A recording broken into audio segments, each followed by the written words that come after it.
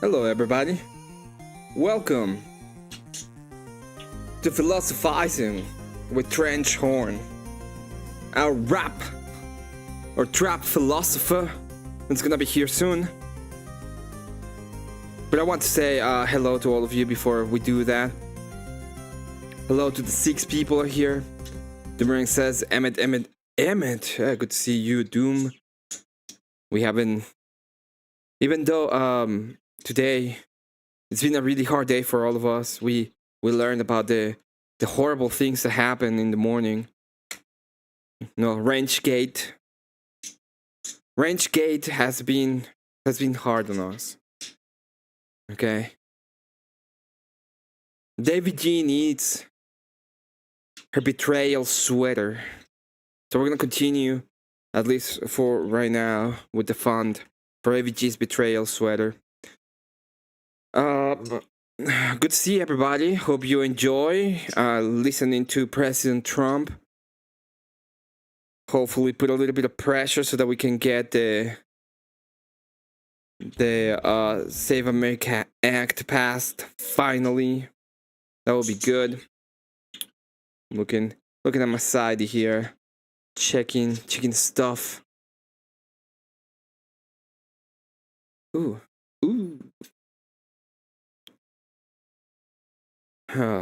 So yeah, that happened. What is this? Your power. Now you've just got rid of a bunch. Cross-current politics? What the fuck is that guy? Some nobody dude. I'm looking for more space. Is debating Rob Nor right now on Isa's channel. Interesting. Good to see you, Bree. Welcome to the stream. By the way, Doom was first. Doom with the first. I wonder what Doom thinks about Ranchgate. Such a hard day for all of us. Craig, the man says, yo. Hope you're having a good day, Craig.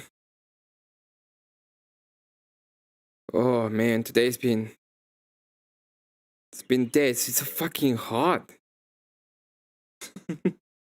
What is this, Mexico? Fuck's going on?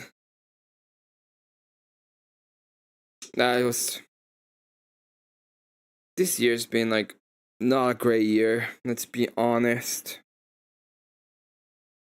Next year's gonna be better.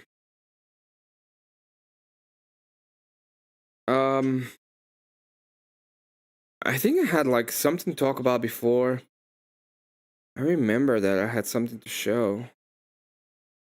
Just my brain overloaded. I'm overloading right now. Ah, man.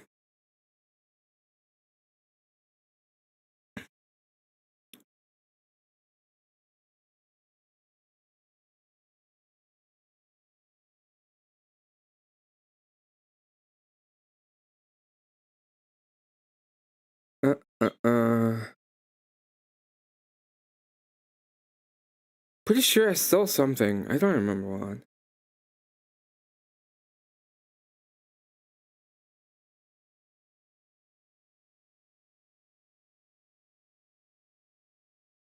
Doesn't matter. Hey, cat. This is your socks? This is your fucking sock. It's hot. Nobody's getting what they want. Everything sucks. As people would say, everything sucks.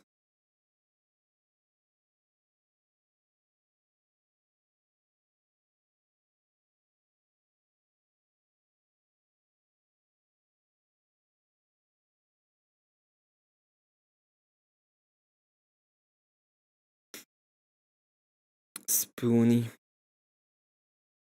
Today I did the spoon thing. Trench.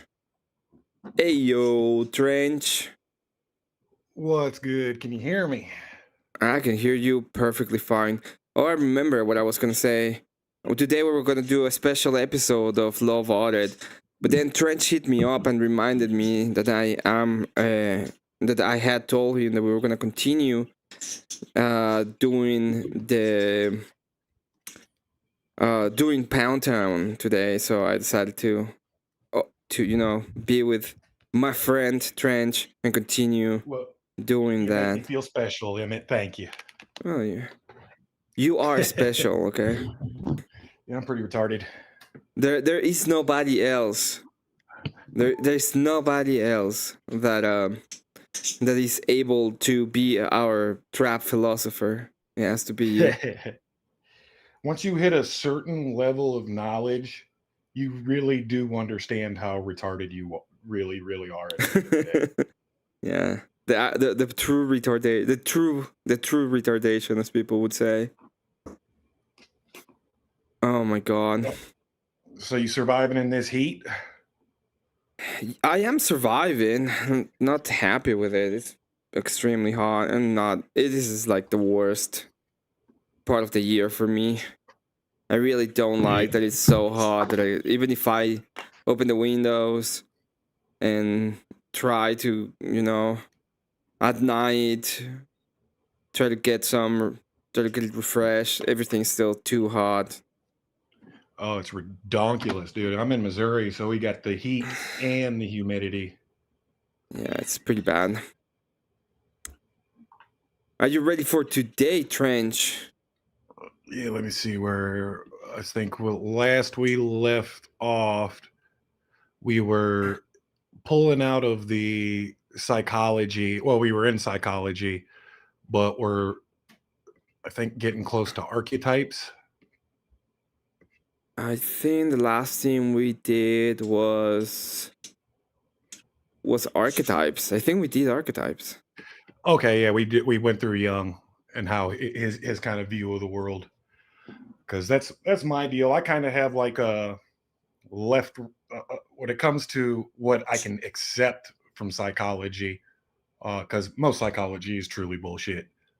It is. Jung and Freud, really. I mean, they're the groundwork for everything today that we, could hold true. Nature versus nurture. Archetypal behaviors. You get it from your mama.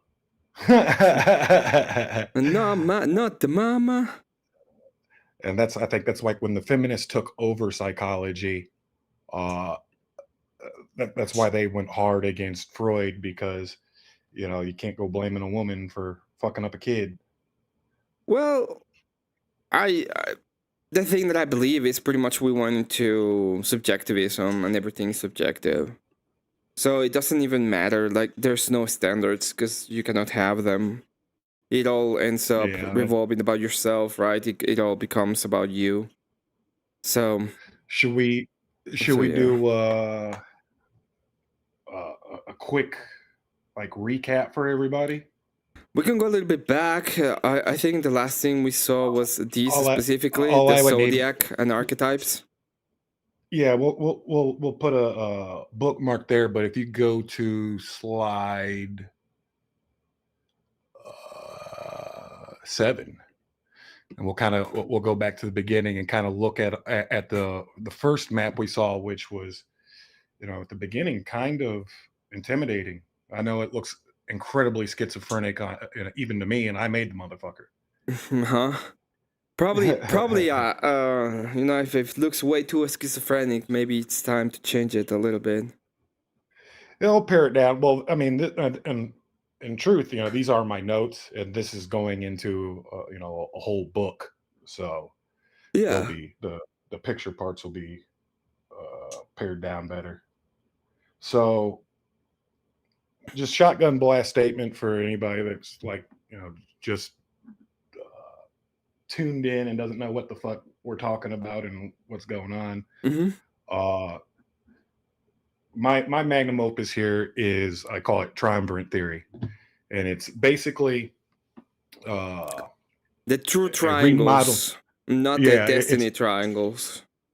Right. It's a remodeling of the political trichotomy Mm-hmm. But instead of just political motivations, we're looking in at social motivations, psychology, personal motivations, forensic history, and so on.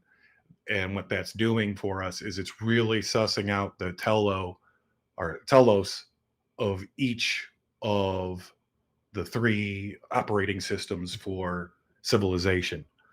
So Mm-hmm. I call them AIs, just tongue in cheek, but don't confuse this with like uh, hologram theory, or what do they call it? The way Simulation theory. the way that I see it is like the three great motivators, right? What Hmm. people are looking forward. So the ideal is either your own liberty. It is either the the tyrannical ruler or the ruler as the thing, or the collective. Yeah, So sort of like the Aristotle model with the polity, the aristocracy, and the monarch. mhm. Um, what what my theory kind of holds to, and after like stacking all this up and doing all the research and just looking at all these reoccurring patterns, for me, and when I started studying Nick Land, uh, because he holds that capitalism is artificial intelligence, and that artificial intelligence production and capitalism are the same thing. It can't come about any other way. And he says, if you don't understand this, you don't understand artificial intelligence or capitalism. That's his big claim. So I was trying to really wrap my head around that. And he's not talking about a sentient, feeling, thinking intelligence. It's more like a hive mind, a gestalt, an archetype. Uh, it They are intelligent, these three, and I want people to look at them as their own form of super intelligence at the collective level. Okay. They run game theories against each other, but they don't feel, they don't have emotions. They're just trying to execute their teloi, their purpose. Yeah. So uh, we have a collectivist model, a individualist model, and an absolutist model. The collectivist I call caterva, Hmm. the individualist I call Singular Libertas, and the absolutist I call Summus. Um, they mirror the estates, the first, second, and third estate of like the French era, Revolutionary era. The first estate, those who pray, the Catervites, are theonomists. So when we look at the little image, if we zoom in on the Caterva part of the triangle where it says theonomists, there's four traits underneath that. Each of the teloi has four traits. I Hmm. call these six uh, social motivating traits. So, uh, in no specific order, well, I'll just read it out. So, the theonomists are focused on uh, religion slash philosophy and materialism. That's its primordial function. Those are its two. That's what it's the best at. This is why the left throughout time has been really good at religion and philosophy and cultural movements, collectivist movements.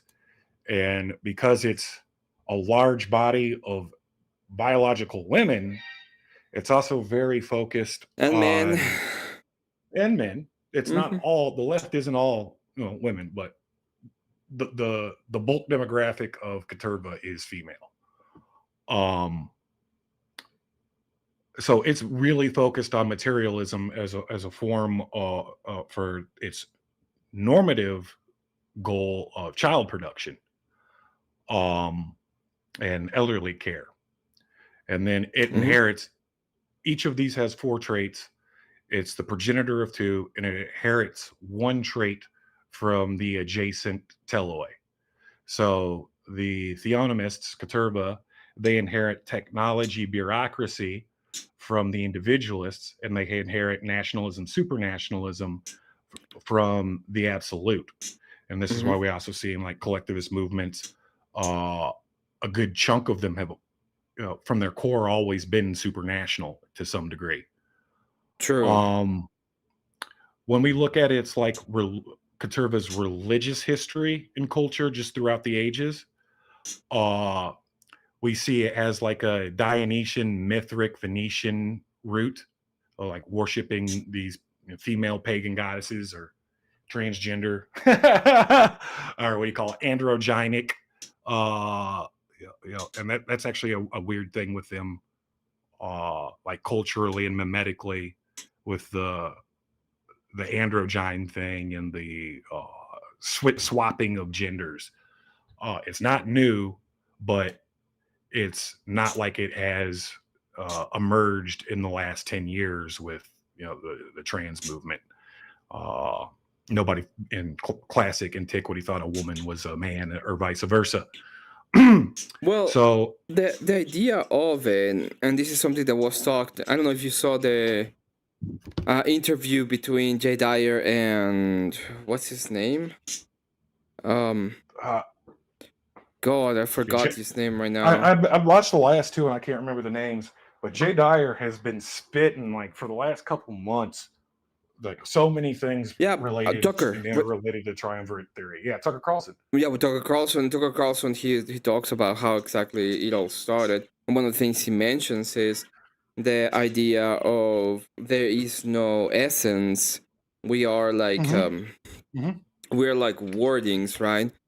So in the reality of the universe is made by words, and it's just wordplay. So if it's wordplay, a man can be a woman because we can have whatever actual definition, being factual or not, of words because we decide what they mean. Yeah, but I mean, but it's still foolish because watching what's her name? The chick from the X-Men that cut her tits off. You're talking about fucking Ellen Page. Yeah, Mhm. yeah. Elliot. Watching her in Myrmidon armor and the little clips that you can see is just pathetic. You can clearly see that her essence is female. She has a female essence. No, I agree with you. I'm just They talking can about. change. Yeah. I'm just talking where they're We're coming just, from. yeah, exactly. And that's how all the whole postmodernist movement and surrealism. There's like 8 different movements that slam together post like Rousseau, that really start focusing on dismantling things and being a dysgenic force. That Caterva does a lot of dysgenic things. It thinks it, in her corrupt or in her benevolent form, she thinks she can save everybody, but in her corrupt form, not only can she not save everybody, she's also going to use the dregs of society as a means to an end for her to wrestle more power away from the other two Teloi. Correct. And it's interesting how it all plays out because they all play to their strong suits, and I can dump on Caterva all day and all night, but at the end of the day, if there's no Caterva, there's no civilization. Yeah, then we have the individualists, which is the banking, mercantry, technology, bureaucracy. And they inherit materialism and militarism, right? Yeah, we're gonna go through the 6 traits here. So scooting over to Summus with the second estate, those who fight Bellatorus. They are ethnicists / nationalists. Their focus is the tribe, order, the boundary, the men at arms. Their primordial traits or progenitive traits are militarism and nationalism, supranationalism. And then it borrows religion philosophy from Caterva. The absolute is real good at doing religion as well. And it borrows banking merchantry from the singular libertas, from the individualists. And when it does banking and merchantry, we see things more like instead of like trade unions and a free market, you'll see what do you call it? The Nazis did it. It was their form of labor. It'll come to me in a minute. The form of labor? What do you mean? Like Just their market form of labor. It's not Confederate. It's driving me crazy fascism? already. I don't know what you're Yes. talking about. No, it was God. It's gonna come back to me. It's Top-down making me angry. economics? Are you talking what exactly they did? Because they Mussolini was a huge proponent of this form of labor organization. Give me 1 second. I'll just have to Google it. unions? Is that what you mean? No, that's more individualism to protect the rights of the worker in an individualist form. Mussolini, Benito.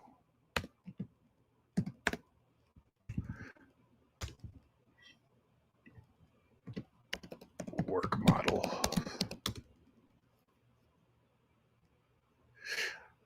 They use corporatist. They use a corporatist model, and Okay. because they ban labor unions, and then there's another form that's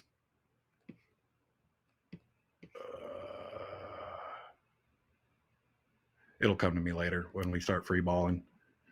Back to the slide. I'm on my computer too, so I keep up. Yeah, well, so it was a top-down idea of the government. You know, the government decided what was produced, and then the corporations made it. But yeah, the difference very economically is the absolute doesn't allow for too much laissez-faire economics, and the sovereign, the government, the state is the end all when it comes to the marketplace regulation and labor organization. It's just the way it is, because at the end of the day, the absolute, the sovereign, can't be competing with a whole bunch of incredibly powerful oligarchs. It's actually really worried about oligarchy, because those are the threat to the power. Yes, correct. It's why the Nazis railed against capitalism and the liberal order, or any other absolutist regime or empire. Besides the fact that they were a bunch of commie fucks. And then the individualists, commercialists. So their primordial trait is banking, merchantry, and technology bureaucracy. And then it inherits materialism from Caterva and militarism from Summus. So what this does is there's only 6 traits. Each one has 4. But what this does is it allows, if one of the AI or social tele becomes degenerated, or there's a natural disaster or invasion, a fucking catastrophe, all 6 traits are still present. So the king can be deposed, but you'll still have all 6 of the necessary traits for a functioning civilization, culture, and society. So we're gonna the Fire Nation attack. Come on, Doom. We're gonna keep going with this because we're gonna get into the archetypes of the direct persona of these collectives. The collective is championed by people like Rousseau, Hegel, and Marx. The individualist lot is championed by Locke, Nozick, Land, and the absolute is championed by Hobbes, Nietzsche, and Mussolini. Even though Nietzsche's gay, he is a complete absolutist in his philosophy. Gay, and Mussolini's gay, and Hobbes. I don't know Hobbes. You don't know Thomas Hobbes? They kind of have to be gay, don't they? Like at the end of the day. No, Hobbes actually. I think Hobbes is actually pretty based. He lived during the British Civil War. It was a joke. It was a joke, Trench. Okay. I'm not funny. Shut up. Okay. We have a question in chat. Sense of humor. We have a question in chat. It says, but didn't we see oligarchies just change to corporations? This is easily Yes. found in the Asian countries where the biggest families own the biggest monopolies. Yes. Yeah, I agree with Yes. that. They are kind of the modern, the corporate system in so many ways. Well, the marketplace in so many ways works like a feudal system with the CEOs as kind of like the baron lords of the realm. And they're pretty much followed like the summons, right? Because at the end of the day, there's going to be somebody in authority. And yes, True, they can be true, the but case that you find people, especially in Asia, because in Asia the corporation ended up in states. Who is now Red Foreman championed by? Who's Red Foreman? okay, we're gonna get into this. I'm gonna unpack this so we can this whole deal. Mm-hmm. Let's see here. Where was I? Next, we need to look at the machines of which each three of these holds power and exercises power. Where is the power actually being stored? Who Mm-hmm. has it, and what do they do with it? So the theonomists will start with Caterva. They rule through the cathedral. Mitch's Moldbug kind of coined the term cathedral, and I think he did a fantastic job in his breakdown of like it was the old church system, the old Protestant university and legal and governing system. And then in modernity, it ceased preaching the dogmas of religion and started preaching the dogmas of scientific rationalism and You mean liberal democracy religion? Just and postmodernism. yeah, you mean religion, right? Mm-hmm. Mm-hmm. Mm-hmm. So it rules. The cathedral rules by emotion. This is why when you're watching hardcore Caterva propaganda, everything is just an emotional, pathological appeal. Because at the end of the day, it's philosophical or psychological priority is pathos, or its logical priority or rhetorical priority is pathos, and its persona operates out of the id schema because it's a woman, um, like a mother. Think of a mother that has a bunch of hungry kids. The baby's hungry now. Feed the baby now. So this is why Caterva gets pissed off when the government spends, $100 billion on a fleet of warships. It thinks to itself, wow, that's a whole lot of hospitals and schools you could have built.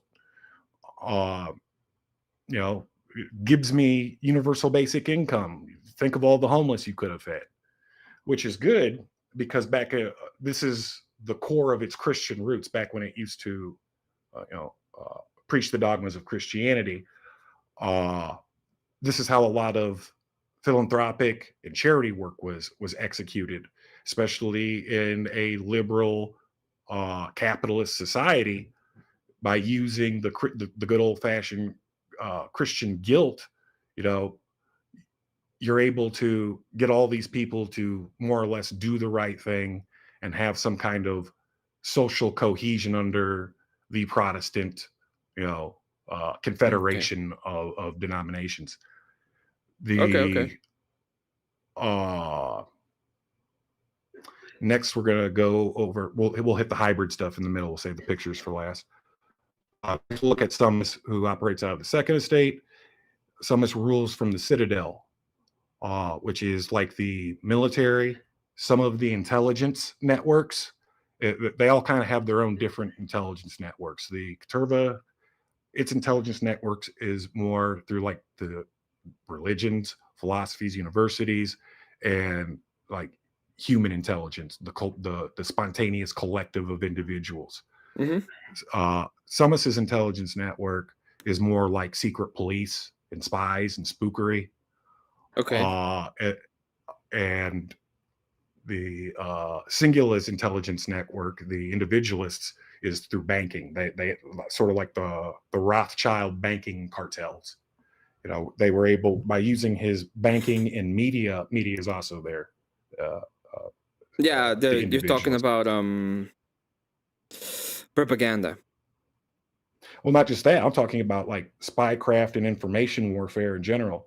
Well, That's when propaganda. it, yeah, yeah, when I get yeah, uh, when the English won the Battle of Waterloo, Uh-huh. the Lord Rothschild's goons reported that they lost, causing this huge panic in which they were able to buy up aspects of the British economy and government for pennies on the dollar because it created a fire sale.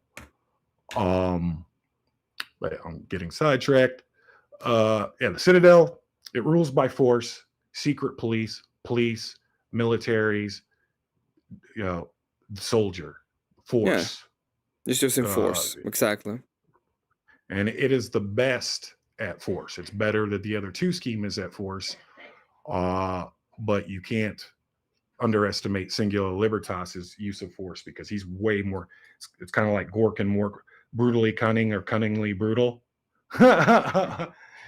Singular Libertas is more technologically advanced. The pirates were like super advanced compared to their naval counterparts in like the Spanish and English armadas that they were ripping off. They Yep. had faster boats, There is better guns. an orc tribe. I don't remember it right now, but they have like the best equipment because they produce more teeth. I don't remember the I know name which right one. now. I can't remember their name of them. They're like they might even be like the two somethings. But yeah, I know exactly what you're talking about. And when we get to Warhammer's going to come up with some other pop culture stuff here in a minute when we get to that part. Let's see here. Last, the factory for the individualists. Mm-hmm. For them, they rule through the markets, like I was saying, through banking. It rules by remuneration. So this is one thing that Marx saw about capitalism is its ability to deterritorialize things. It wasn't the communist revolution. It wasn't the Jacobins or any of the other commie offshoots or proto commies that toppled the power of the Catholic Church and decimated the absolutist monarchical systems that were in place all throughout Europe. There's only a handful of monarchies left, and the ones that are around today are all constitutional monarchies where the parliament's in charge and the sovereign is more or less a figurehead for tourism to some degree. Granted, like the King of England is the commander in chief of the military still, but the parliament can move troops around. The prime minister can move troops around. The motto of the individualist is kind of like do what thou wilt. I put little quotes here to just kind of give you a little scheme of this quote for the individualist is from Max Steiner. I would argue he's the greatest egoist and individualist philosopher of all time. So far that he's not even in the triangle, he's north of it somewhere. Mm-hmm. But he says, my concern is neither the divine nor the human, not the true, good, just, free, etc., but solely what is mine, and it's not a general one, but is unique as I am unique. Nothing is more to me than myself. The quote for the collectivists is, it has become possible to us for the first time to give serious thought to human happiness. Man is born a rebel, and can rebels Be ever happy? ever be happy? Mm-hmm. And then the last quote I took from the Shelley poem. My name is Ozymandias, King of Kings. Look on my works, ye mighty, and despair. So we're going to go through kind of some historical / religious / cultural epochs so we can kind of look at some of the institutions that these three tellaway have produced throughout the ages. So for Caterva, I call them Dantean. Excuse me, I'm putting this cigarette out. Or Dionysian. It's a collectivist form of culture and worship. So we see like the cults of Dionysus, Mithra, the Venetian cults. Those are kind of like primordial root. Then by the time Judaism emerges, we can look at them as the Essenes.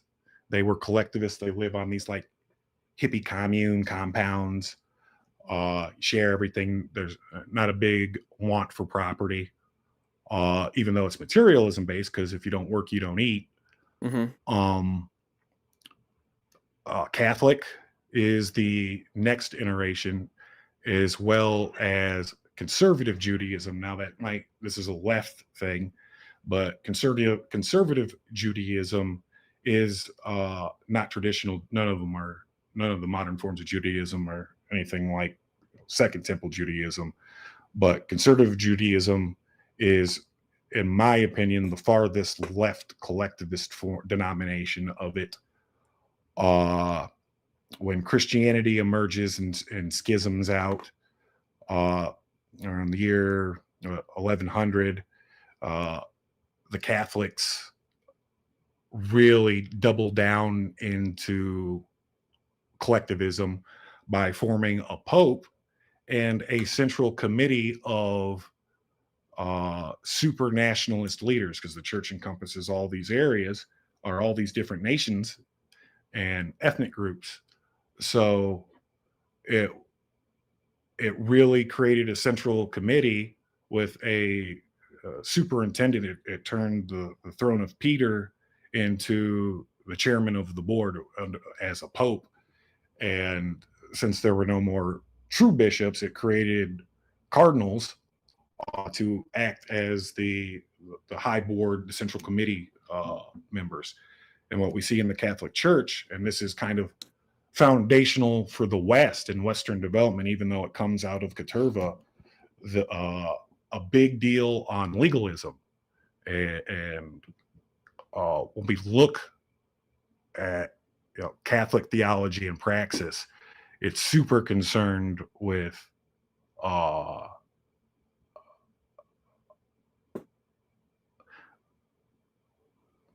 where am I at?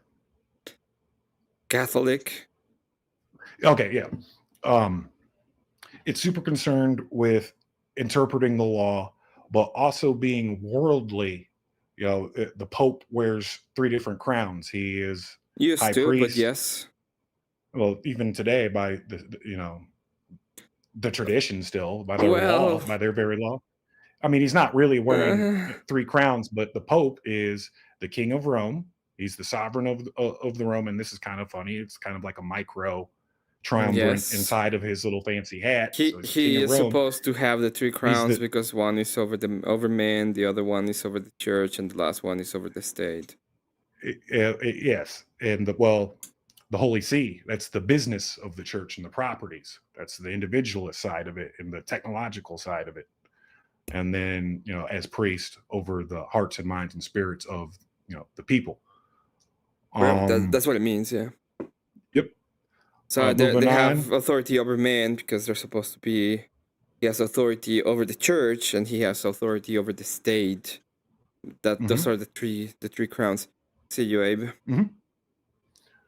So next, even though like Templars, Hospitallers, and Teutonic Knights come out of the Catholic Church, the Catholic orders, they function differently. So one of the knightly orders, the Hospitallers, they were concerned with education. So we have culture building right there. Yep. They were concerned with that charitable work of actual physical hospitals. So, there were also war. The Hospitaller were a little bit different because it had to do with hospitality, and they were the ones who used to protect the roads to Jerusalem for the people who did the pilgrimage. And they created places where they would bring like there will be that people could rest through the road all the way to all the way to the Holy Land. And some of the ideas from the hospitals comes from them, because people would go will fall sick, will be have some Mhm. kind of problem, and they needed a place to rest and recover. So the hospitals come from that, but that was not the primary. They were trying to protect and bring Right. These are relief to all the people military going orders. to. The word I mean, this is, exactly. I mean, from the Orthodox perspective, this is, the heresy of the papacy, where a priest is not supposed to be a man at arms or a lord of the realm. So by doing this and then creating literally a whole standing army through the church, that no wonder there was a schism. Not to mention these same military orders were used as a weapon against the emperors, and then there's the classic uh, sacking of Constantinople by the Crusaders, Well, which the Sixth Crusade is complex, and there was a bunch of which stuff left it, going on. but it was that was really that occupation, because there was also like a 50-year period after that where the West was ruling uh, by proxy, and they really humped the bunk as far as leaving the Byzantine Empire short on resources and short on men of arms. So by the time they pull out and abandon Byzantine, uh, there's nobody left to defend against the Muzzies. So I actually do blame that crusade as a part of the beginning of the downfall of the uh, the Byzantines. But anyway, the last modern collectivist order, and arguably the epoch we are in now, still to this day, is the Jesuit order. Uh, Again, they're concerned with technology, bureaucracy. They're educators. They were a quasi-military order, I believe. Jesuits. They call themselves God's Marines. And then you look at like the spycraft of them through, like I was saying earlier, through like the human networks. The Guy Fawkes trying to blow up the Bailey against the Protestant individualist English. Remember the 5th of November, the gunpowder treason and plot. Yep. This was Caterva trying to take back control, Catholic Caterva trying to take back control uh, from Protestant Singular Libertas. And it ultimately ended in, Singular Libertas's victory. And then I put in two more on the left, just so we get out of Western culture and civilization, so we can kind of see the model being reproduced all over time and cultures. So Shiism, the Sunni are the absolutists. The Shia are the collectivists. So it's no coincidence, dun dun dun, places like Palestine, Oman, Iran, especially, Hmm. have a Soviet background. And during the various Arab Springs and the Arab Revolution period, when all the Arab flags turned green, red, and white, or green, black, and red, uh, so much of this pan-Arab movement was built on the back of uh, socialist collectivist thought. That's why uh, you know America intervened with the Shahs, for instance. We put an absolutist. We helped sponsor an absolutist after the collapse of the Soviet Union and the collapse of the Soviet Republic of Iran, because they were full on commies. Uh, and then after, because of the nature of Shia Islam, it's more collectivist geared, where the Imam priests are the central committee. Uh, it didn't mesh well with the monarchical rule of the Shahs. So they were deposed, and they stood up a supreme leader. I mean, who sits on a board of ayatollahs. The ayatollahs are similar to like the College of Cardinals, with the supreme leader as basically the Pope or chairman of the collectivist board. And then in the Far East, we have the Buddhists. So Buddhism evolves out of the Vedas, which I kind of consider the Vedic tradition kind of a hodgepodge of all three different Teloi because of the nature of its caste system. So you can't really say, yeah, you can't really put the Veda in one specific group because the castes fill in the groups. And then Buddhism comes around and then is a complete and total collectivist movement. You can even make comparisons in like the Buddhist theology or philosophy, whatever you want to call it, just how everything is abstracted. Similar to modern leftist postmodernism. The mountain isn't there. Yeah, there's a mountain there. No, man, there's no mountain. Or if you look at the tenets of the Eightfold Path, or really the first catechism of Buddhism itself, to live is to suffer. That's left-wing pathos id schema thinking, period.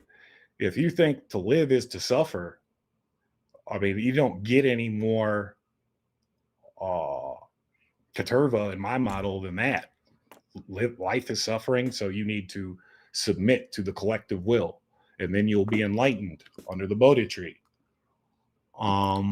Moving on, I call the absolutist historical timeline Arthurian, kind of a shout out to King Arthur. Arthurian. Yeah, the strong man. So it's got its roots. It's got its roots in like the Gilgameshite practices. If you've ever familiarized yourself with the Epic of Gilgamesh, it's super absolutist. You know, you're going to conquer people. You're going to be king. You're such a wise, strong, powerful, benevolent leader who would dare not follow you. Gilgamesh considered himself king of kings, so on and so forth. Its other ancient is the Atenists. Look at the Aten worship was a short period of time, King Tut's father, but again, it was a cult all centered around emperor worship. It's arguably one of the first true monotheistic conceptions. But again, it's just completely centered around don't question God, don't question the Pharaoh. The Pharaoh is God, worship him, follow him, and everything's going to be fine. Okay. And then last primordial or ancient root would be the Martian thing. You know, the Venus for the collective, fecundity, making babies, child rearing, beauty. And then the Martian thing, martial prowess, strength not only through physical strength, but strength also through cunning, wisdom, and superior tactics and philosophy. There's more to Aries and Mars than just being, a warlord. Even though kind of Athena robbed him. So next in that timeline, we can look at, again, Judaism in the brown. The Sadducees. The Sadducees, correct. The Sadducees. This is the high priest line. It's a royal line. So you're not going to be one of the Sadducees unless your daddy was a Sadducees. And these were the exclusive priesthood who were authorized to conduct the sacrifices in the temple. Weren't these the line of Aaron? Well, they come from the line of Levi, I believe. Yeah. You're right. But both the Essenes and the Pharisees acknowledged, because of the Torah and their tradition that Mm-hmm. the Sadducees were indeed the kings of the temple. Yeah. And it's no coincidence then, as Jesus prophesied to the apostles, uh, that after he's gone, the temple is going to be destroyed, and Judaism itself is on the chopping block. Well, after Hadrian levels the place, uh, Well, Judaism there's is two. deleted. The temple It was was not deleted. destroyed by Hadrian. The temple is destroyed before that, and this is done by another general. The one that destroys Judea is Hadrian, but Yeah, he he does it a destroys the little whole bit country. later. He whoever he doesn't kill or Uh, enslave gets ran out of Dodge, and then they disappear off into Saudi Arabia, parts of Iran, modern day Iran, and a few other yeah. parts of the Levant, and then they create modern rabbinical Judaism, which looks nothing like Second Temple Judaism or even First Temple Judaism, because First Temple Judaism and proto Hebrew religions were super pagany. I mean, So for real. the one that did it, the one that destroyed Jerusalem and beats Jerusalem, is Emperor Titus, which is, I Okay, believe, Titus. yeah, Titus destroys that, and then Hadrian. Because that's what 70 AD is when the That temple comes down. correct. That's 70 AD, and then a little bit later, Hadrian has the Great Jewish Revolt, and he stomps that, rounds up all of the Jewish people as slaves, takes them in the triumph to Rome. This is how a lot of the Jewish people end up in Europe, and Mhm. changes the name of Judea to Syria Palestina. It's where the Ashkenazi Jews Mm-hmm. emerge out of. Uh, let's see here. What's important to note too, then, is it's really cooked. Like after the Sadducees are wiped out and the temple is wiped out, Hebrew is a dead language for 2,000 years. It wasn't until the turn of the 19th century when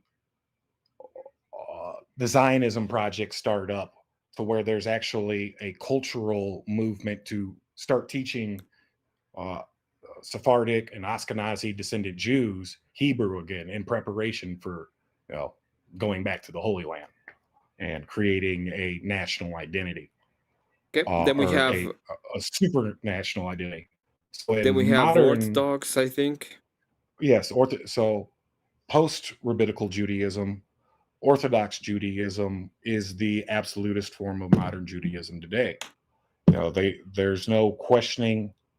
Basically, how I understand Judaism is their sacred law, sacred tradition, sort of like Christianity. Uh, the Orthodox honor both sacred law and sacred tradition. The Conservites, Theonomists, they're mixed. The conservative Jews, they pick and choose. Some of them are into sacred tradition, and some of them are into sacred law, but not exclusively both.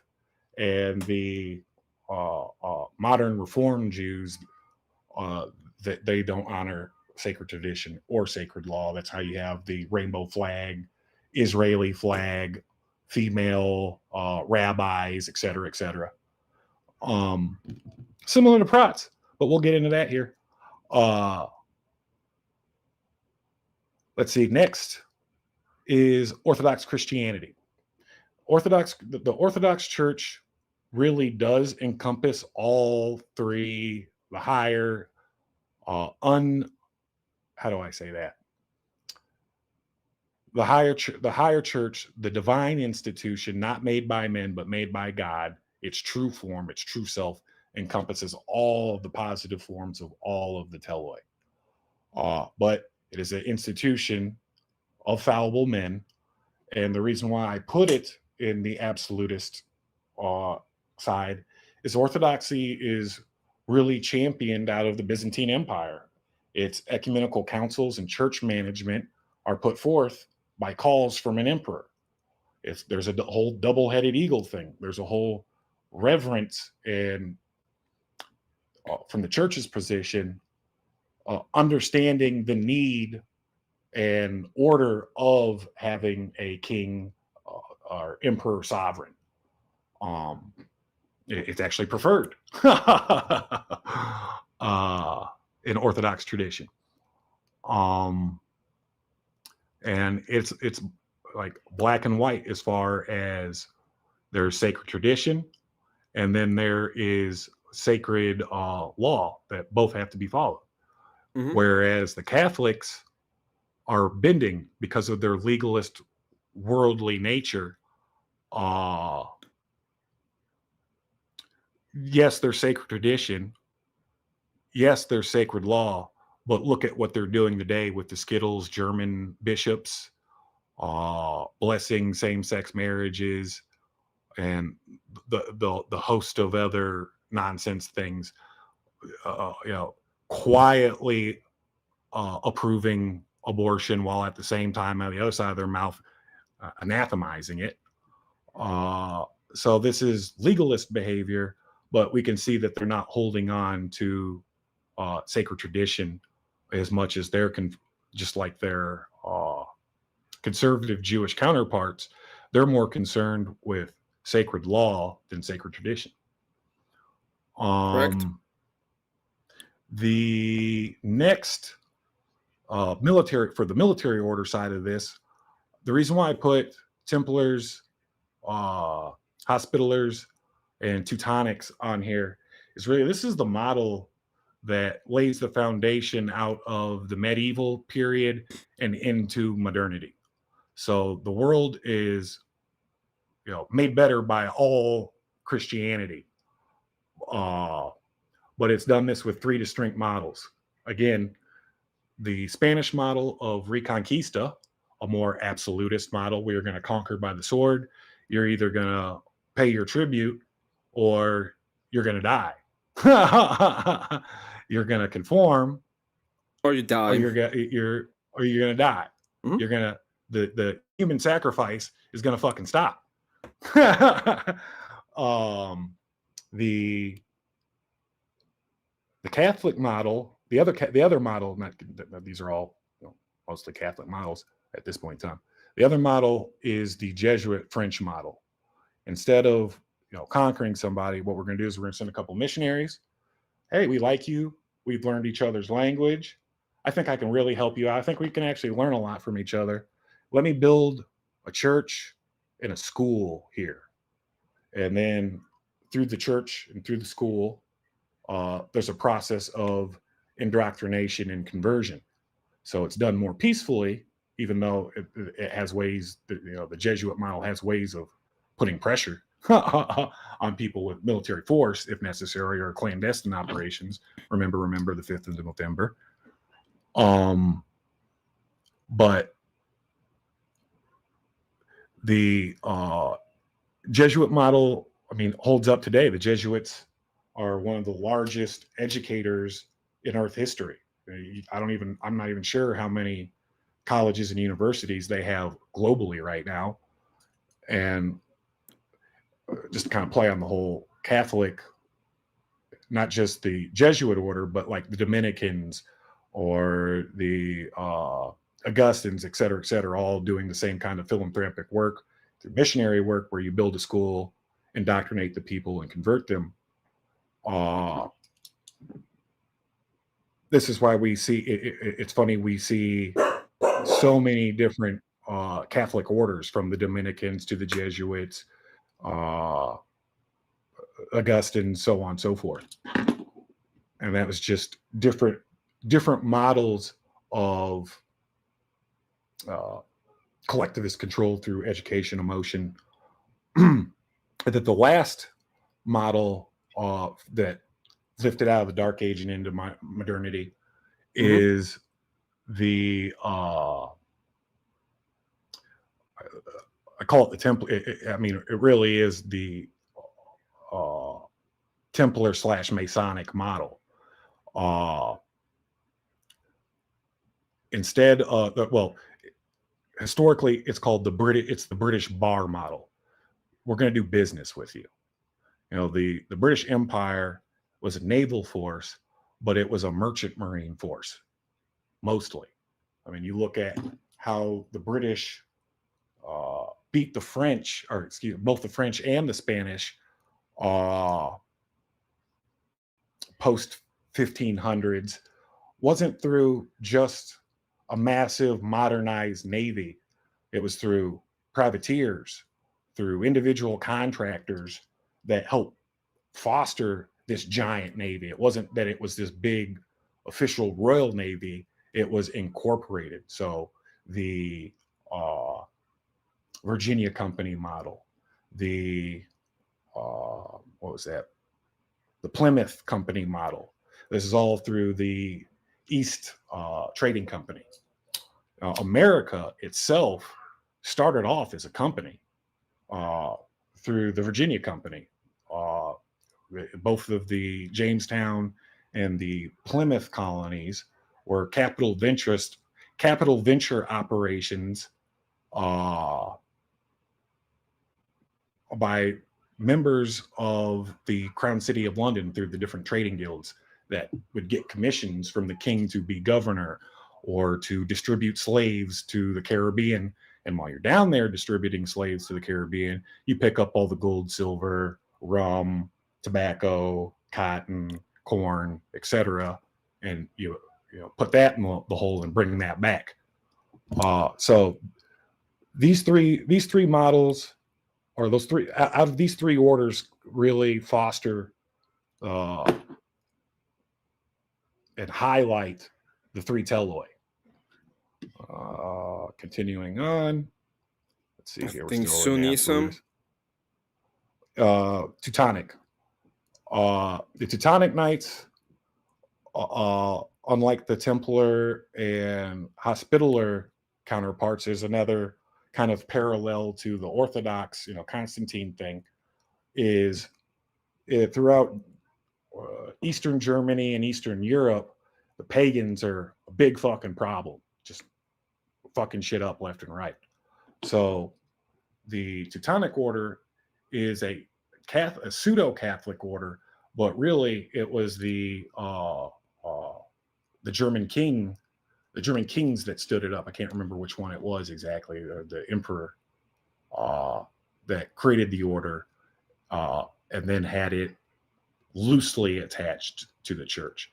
But their job was to basically cleanse the pagans and convert them if they can, but cleanse them if you must. And that's really what Christianized Eastern Germany throughout the Eastern Europe. Okay. Even though the Germans mostly surrendered or converted by peace, because it was just good for business. Next, we have the chivalric orders. So this is where the code of chivalry comes into play. And chivalric orders, it's just a fancy term for the local nobility, whoever the king's men are, whoever the king's knights are. There's literally countless numbers of royal orders. The Royal Order of Queen Victoria, the Royal Order of Ferdinand, etc., etc. What's interesting about the chivalric order is this is where we start really getting the idea for rules of warfare and conduct, especially militarily. There's to be no Christian rape and plunder. Knights and men-at-arms are expected to uphold some code of chivalry.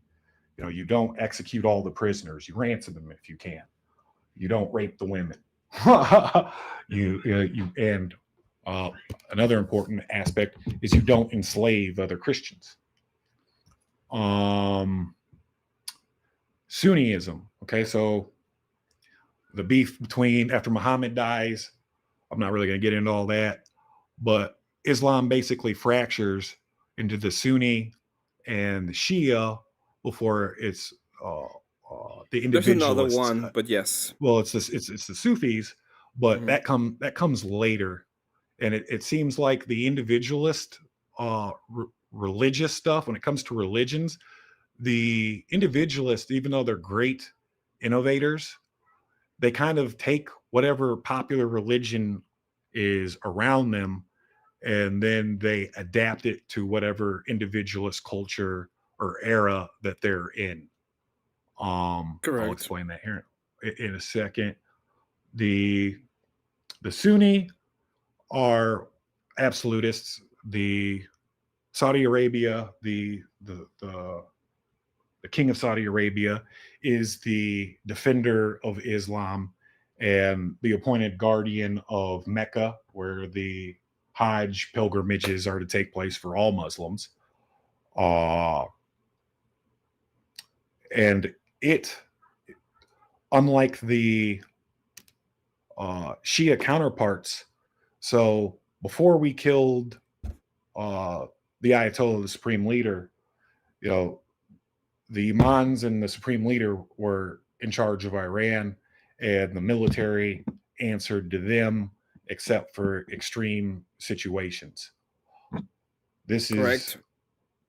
is different, whereas the king of Saudi Arabia is not the high priest or high imam, but as guardian and defender of the faith and the steward of the Kaaba stone and all the landmarks. Yeah, there's a difference. The There's a separation of the. yeah, There's a the separation of the house. responsibilities. One is Yes, the in the the material, and house the of other one is. Saad. Yeah, the house of Saad appointed the house of Wahhabi to be the priesthood.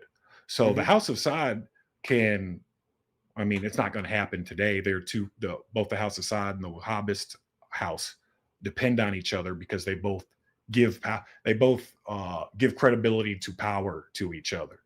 The king says, yeah, these guys are the priests, and then the imams or whatever, they say, yeah, this guy's your emperor or your king, and he's the one who's in charge. You need to follow the law, but he's the sovereign. Correct. So we see the structure of Sunni Islam. The hierarchy goes the sovereign of Saudi Arabia, then the priesthood. Which is similar to the whole Orthodox emperor thing, but still different. It's similar. They're different. They have differences in what they're supposed to be doing. They also not. The marriage of the state and the church is different as well. But you see the essence of the thing bleeding through. And then last, we'll go to the Far East, the Confucianists. Confucianism is all built on knowing your station in life, right? If you're a peasant, you better not get out of the fucking line. If you're vassal class, your job is to serve your lord. If you're a royal or a monarch, then you have the mandate of heaven. That's you need to lead. So this is where we get into like the birth of China, the Yellow Emperor. But long story short, Confucianism, it was, especially during the feudal, what do they call it? The warring area, the warring era, and the era of 100 schools. The Confucianists were the royalists. The peasantry was fervently Confucianist, and the Chinese emperors hated the Buddhists and hated the Taoists, and those were the people during all the different civil wars or proxy battles or neighbor wars or city-state wars. Those were the people that the emperors were fighting, the Taoists and the Buddhists. So last, I call it the Faustian, after Faust, the deal with the devil. It really does seem like individualist libertarian culture knowingly and willingly makes a deal with the devil. Well, they're all satanic. It's satanic, but it's kind of like that Machiavellian. I see them all. I see them all as satanic change. I Yes. already Yeah, explained yeah, yeah. this to you Yeah, other we've done that. times. No, If you go to yeah, the we've done one of that. the We if you agree. go to one of the sides and you go to the end to the edge of the pyramid, right? If you go to the edges, they all would be satanic. See, one thing I've like in catechism we've been going over is the logos me. You know, you're not your thoughts, and Hmm. there's all kinds of these thoughts that you get that aren't your own that affect your your daily life, Well, your decision making. there is You this know, idea of philosophy is the thoughts of all of dead people, right? Mhm. So the way one of the ways to see the demonic is those are ideas that don't belong to you, but you have them now. So Well, see, that's where you are being it. possessed by the idea. So yeah, we're cooking.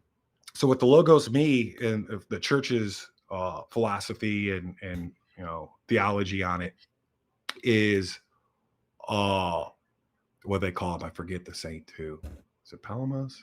Can't remember. The logos me are the fiery darts fired by the demons.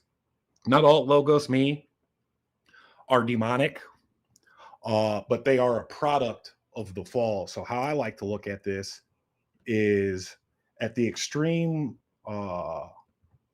apexes of the triangle. Uh, that's where the fall is most prevalent, and even when the AIs or Tello are operating in a more benevolent manner, or they're synergizing with each other, or things are really prosperous, so they don't need to be in ruthless competition with each other. Uh, they're still flawed. They're still fallen, and we would have never developed them, needed them, or they wouldn't emerge. Because there is a a comparison to the logos me with these things and how they operate. You know, you're not your political worldview. You're not just your. How do you come to your preferences, basically? Yeah, we get it. Just a second, Mhm. real quick. Thank you very much to Navy Bree for this and a huge, ginormous $10 Canadians. Girls get it done. Thank you very much for that. She says for the sweater fund, have a good stream. Yeah, we need to find, this week has been the week of the sweater. We're trying It's too to hot. yes, but I don't know if you know this chick. It's called Nova Star on the internet. Uh-uh. So there's a lot of people last week who were really mad at a chick because she was being dressed very indecent with the teeth out, and what they didn't know is that Histrionic behavior.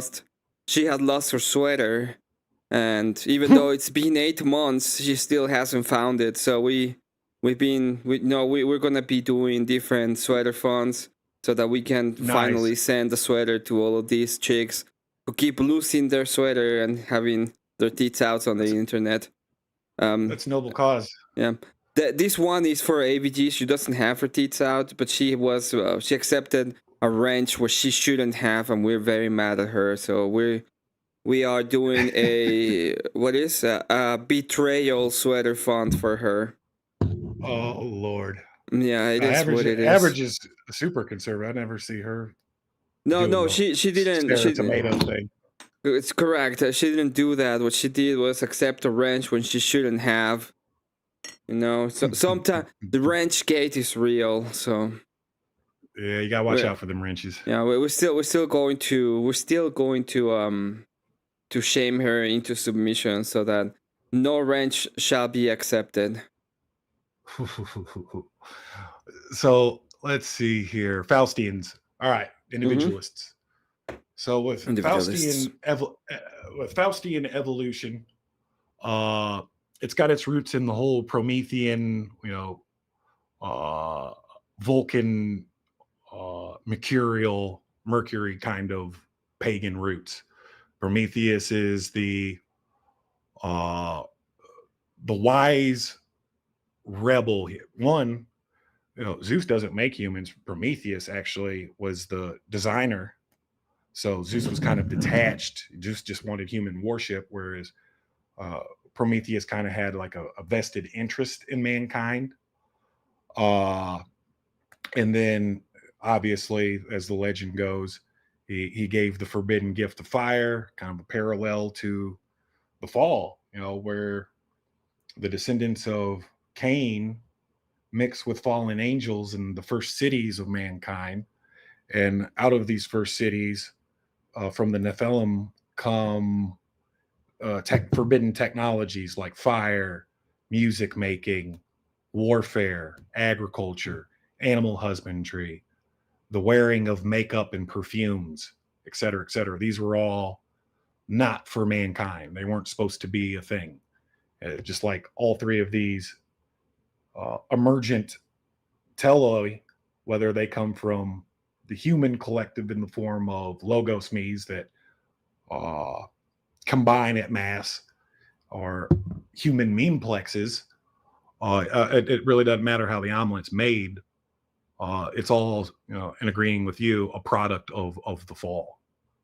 Had there not been a fall, we would these three teloi wouldn't be operating as our cruel masters, or They will be in Symphonia. tyrant.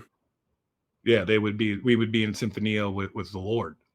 Period. In the garden still. The three the teloi will be in Symphonia with each other as well. Yeah. Mm-hmm. So with the Faustian, they got the Vulcan, again with Prometheus and Vulcan and Mercury.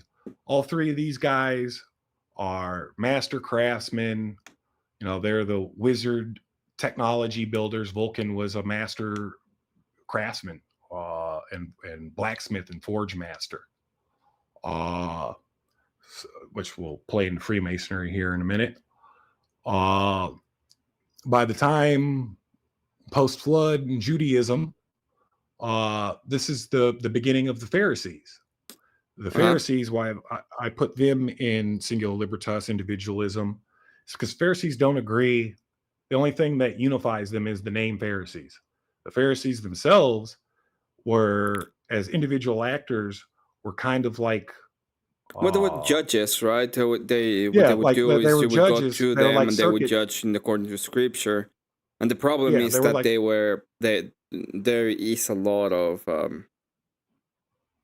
corruption that is presented for them. So they were corrupted in some way or form. But they were the judges of the law, of the Jewish law. They were the judges of the Jewish law, and they were the scribes. So not just executing the Juris Doctor stuff, but also recording history, writing down the philosophy, that whole technology bureaucracy angle, counting the beans, coming up with new sciences, etc., questioning new sciences. Is this kosher or is this haram? Is this haram? So the Pharisees are kind of like Wild West era circuit judges. I say that Judaism kind of emerges during a individualist cycle, during what Oswald Spengler would call a Merovingian phase, which are necessary in these big timeline patterns. Things are rough, but because there is small government or no government, little oversight, little regulation, there's lots of opportunity for cultural and economic and technological growth, because the individualist force, when not stifled by Caterva or Summers, would come up with all kinds of man-made horrors beyond recognition. So real quick, Never Lucky Robert Ducky, when it's on a huge enormous $5 super chat, says, I love it. Quack. Thank you very much, Never Lucky. Quack to you too. Yes, I am a quack. Quack. And don't listen to any of this. It'll make you a raving madman. So post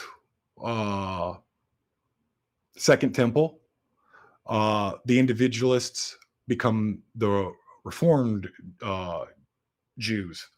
So this is got a whole lot of overlap with the Protestant world because there's no normative hierarchy. Hmm. There's no normative force. Women can be a rabbi. Uh, you don't even, you know what? You can even be a secular Jew. You don't even need to pray or keep the traditions or read the Torah or obey the law.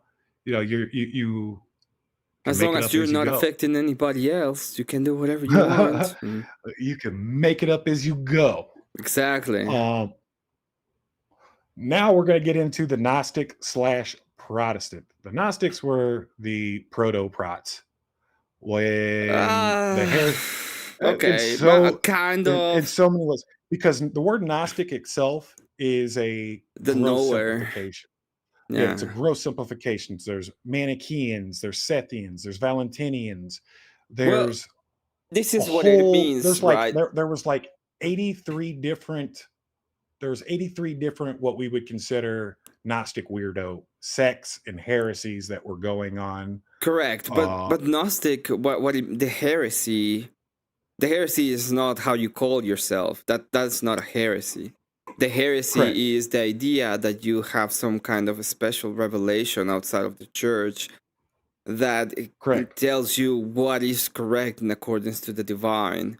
Right? Inter- I mhm. had a debate against a witch not long ago, and she was complaining in the debate that I was saying that she doesn't have access to the divine. And when she asked me like why don't you have access to the divine, I said, well, the way that you have access to those kind of energies goes directly through the church, right? The normative way is through the church, and that's the way that God Himself set it up so that you can have access to the divine.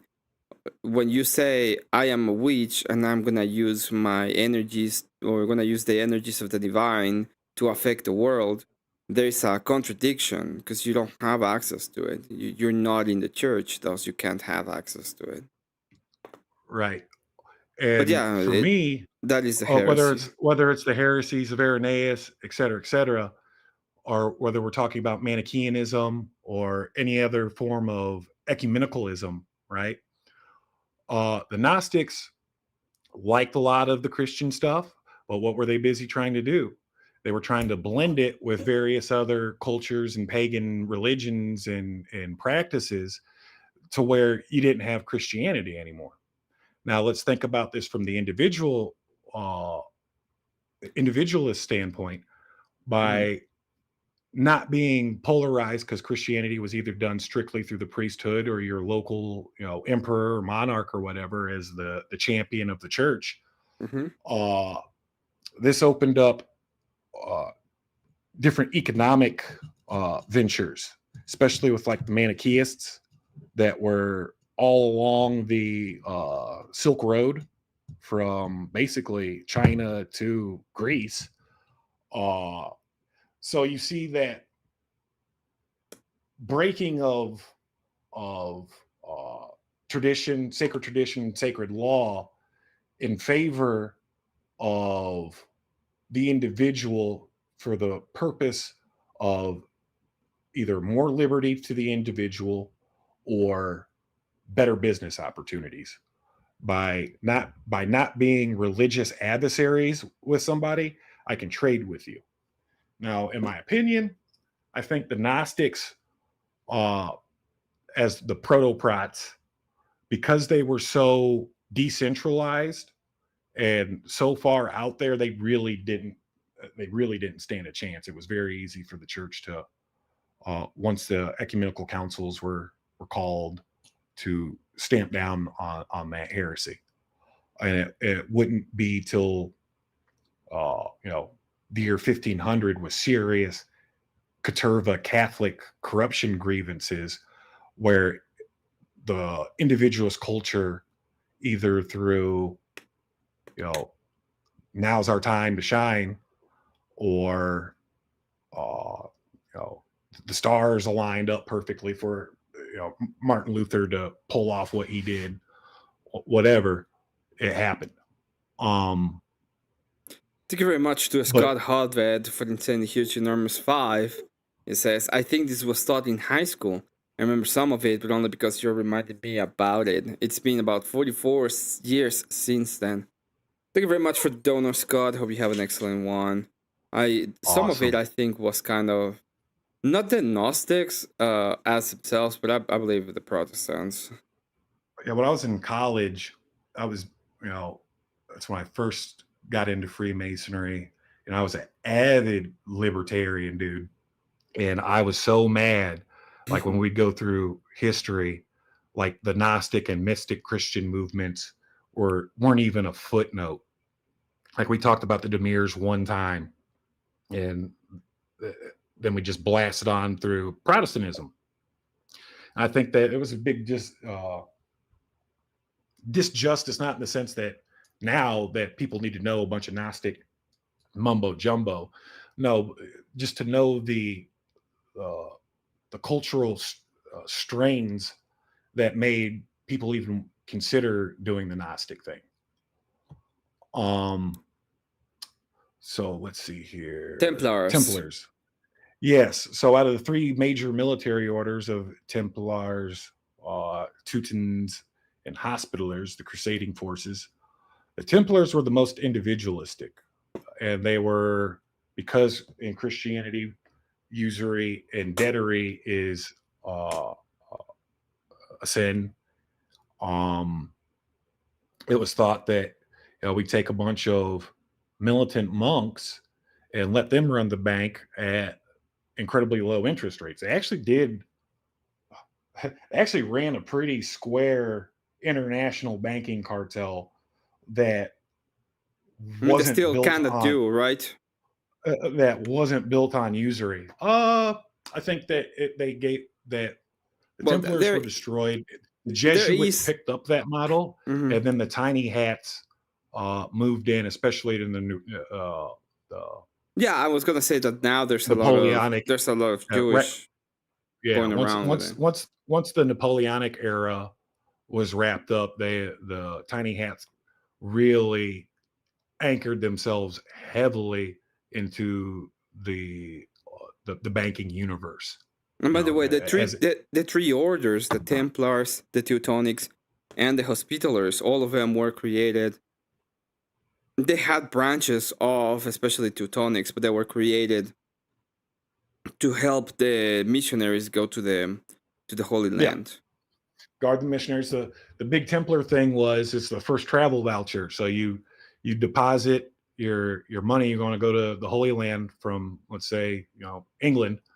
You deposit your money in the local Templar commandery, and they give you a voucher, and then you get all your seafaring tickets or whatever. You board, you'd sail, and when you'd arrive in the Holy Land, if you contracted with the Templars as your bodyguards, they would escort you from port to the nearest commandery, where you would then be able to swap your travel voucher for the local currency or gold or whatever shekels they were using. Mm-hmm. And the whole squaring your bank account thing, they did a little. It's kind of like a akathist with the black and white checkerboard, where they would square and balance their accounts.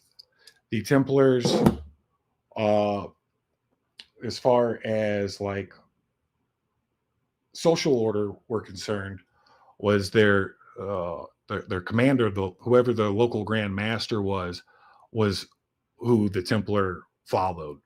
Yes, they were under the Pope. The Pope was the commander, the supreme, pontiff. But as a Templar, you really only answered to your local grand commander, and local grand commanders were notoriously known for being more loyal to whatever local monarch, king, governor, or principate that they were either embedded with, contracted through, or just stationed as a security force around. So they were known to be more loyal to them through business, political ventures, et cetera, than the Catholic Church itself or even their host nation states. An example of this is like during King John, when he got excommunicated for shit canning the Bishop of Canterbury and whole host of other things that were going on. You know, he had the whole uh, uh, beef against his baron lords, while the peasant, and what would they call it? They call it the Good Christian Army, was the peasant army, and they were known, coincidentally enough, even though they weren't Templars, they were known for wearing white mantles with red crosses, which was funny, as they're being led by the rebellious baron lords marching against King John. But while John was excommunicated, because how that resolved, it resolved in the signing of Magna Carta. And even though King John was excommunicated, after he, was it Fitzgerald or something like that, after he submitted a little bit of authority to Rome as far as the bishop appointment was concerned, then the Pope said, okay, John, you don't need to be deposed. You can stay king of England. Take control back of your country.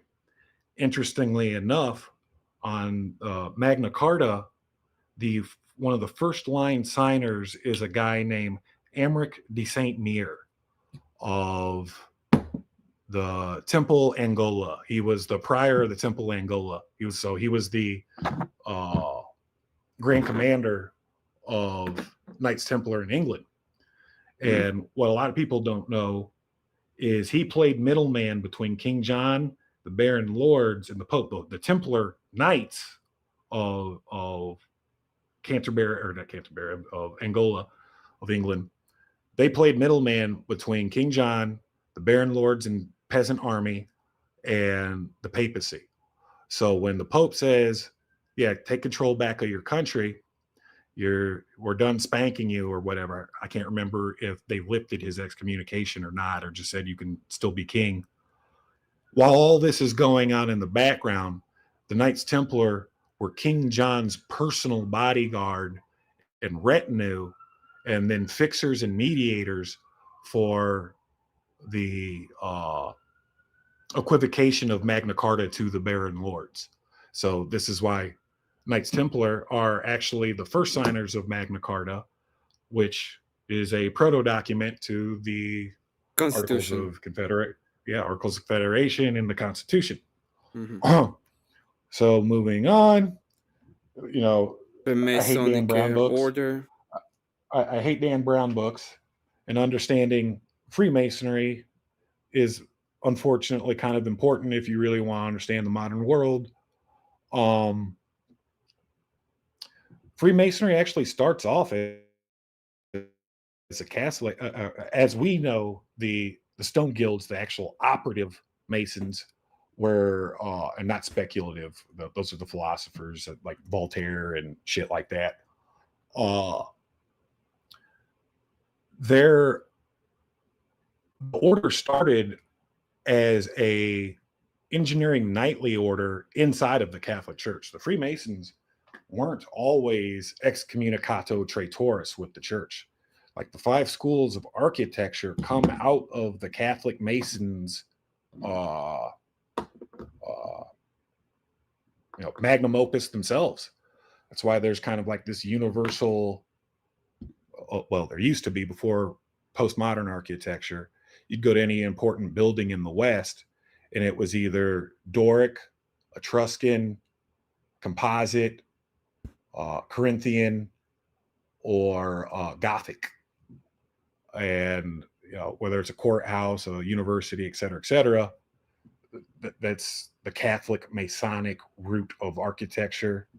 So we have technology, bureaucracy, banking, merchantry, and materialism, where that overlap between the two.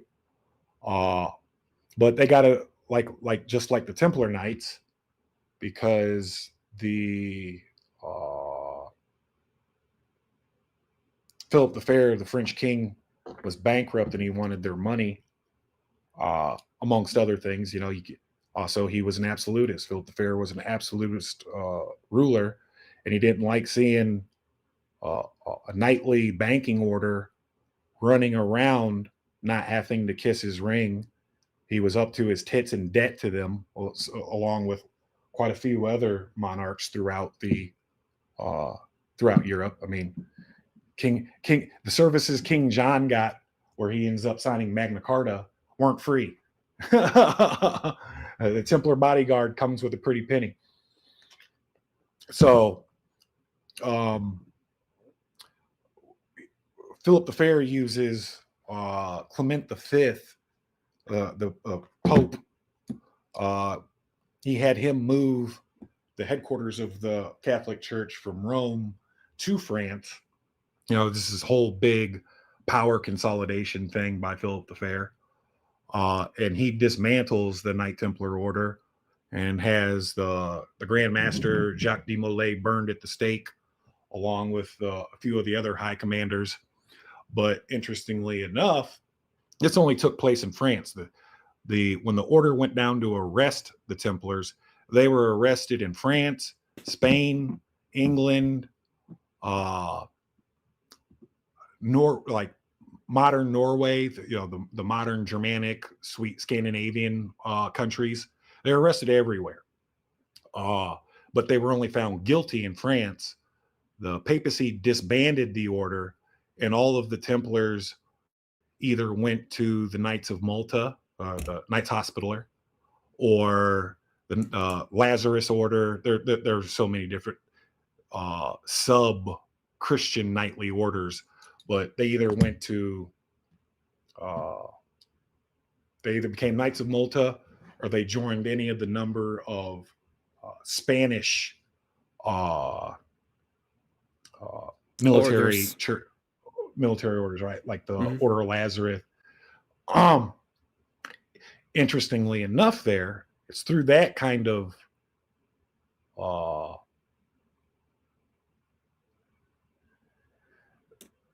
the Templars weren't just banker soldiers.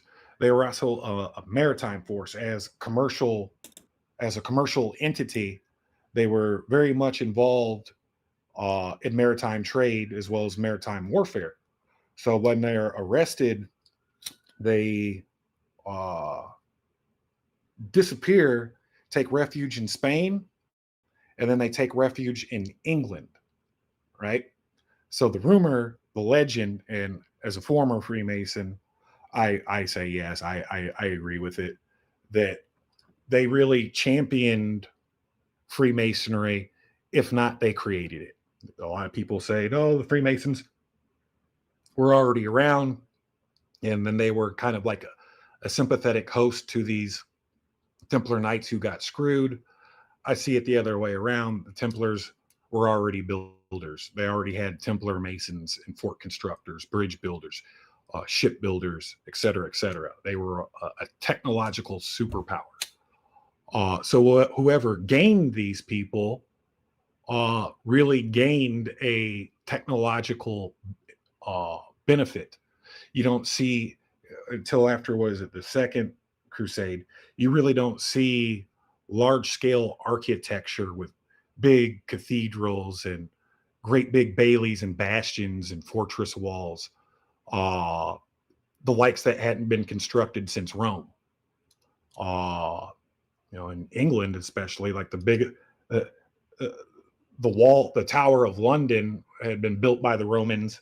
The Crown City of London was built by the Romans. That was the biggest wall until a lot of this technology came back through after the dismantling of the Templar Order. So you have a bunch of disgruntled soldiers who were once considered themselves Jedi or holy warriors, who are now unemployed and that are master merchants and sailors. Gilet Rouge. So the term Jolly Roger is a bastardized French word of Gilet Rouge, or of the red sail. Templars sailed under a red sail with a skull and bones. Post Magna Carta, Freemasonry really starts taking off. I think it's oldest documents that we can really see are about 1400, and it's kind of a loose collection, but as an institution, it really hammers out its first and second degree under Queen Elizabeth and King James. King James is considered the Freemason king. He loved occult studies. Sir Francis Bacon, John Dee, the first 007 and spy master for Queen Elizabeth, was a big student of Freemasonry.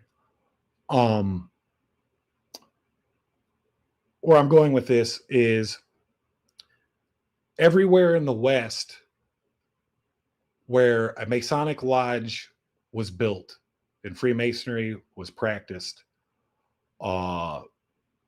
became today in modernity, became modern capitalist liberal states.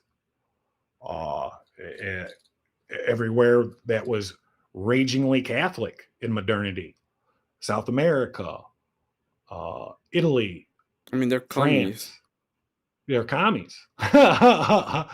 And even we can even take a micro look. We can dissect Freemasonry a little more. There was a lesser known about Masonic Civil War. Some people know about red lodges versus blue lodges.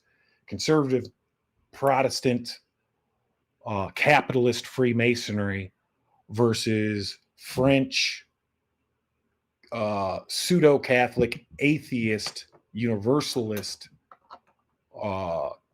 communist Freemasonry out of France. It's like if you're a Freemason today, you can't go to any of the French red lodges because back in like 1600 they got rid of the Bible. One of the tenets of Freemasonry is that there always has to be a sacred volume of law on every Masonic altar, a King James Version Bible. The French said, no, we don't need a Bible, and we're going to go ahead and start making women Freemasons. You can be an atheist and a Freemason. So a lot of people, Freemasonry, I think, had noble intentions in the beginning. Like so many things, the pathway to hell is paved in good intention. They lifted so much orthodox. This is where I'll give them kind of a cookie. In Western civilization, there's no orthodox history, no orthodox theology, no orthodox lessons. We're not really taught the history. In college, you blast through the Byzantine Empire like in a week. Well, it doesn't exist. They don't. Yeah. And the problem is that they don't understand it, right? If you come up with the argumentations from the Byzantine or from the Orthodox Church, even now they don't get it. It's not part of the basic because they have no justification. At the end, they end up succeeding to the ideas of the Kantian ideas. Conserva and Singular Libertas are afraid of orthodoxy because of its structure. It's not. No, they're afraid of orthodoxy because if they are under Orthodox authority, okay, that's the problem. The problem is the authority. Exactly. Well, and if you're under Orthodox authority, you're going to be called a heretic because you don't have personal revelation. Not the same way. Because you're not under their authority. No, it doesn't matter. Like the point is, they're saying I have access. It's the same thing. They're saying I have access to the divine. I am part of the divine. And in Orthodoxy, you don't have access to the divine because of you. You have access to the divine in humility through the church. So through your priest.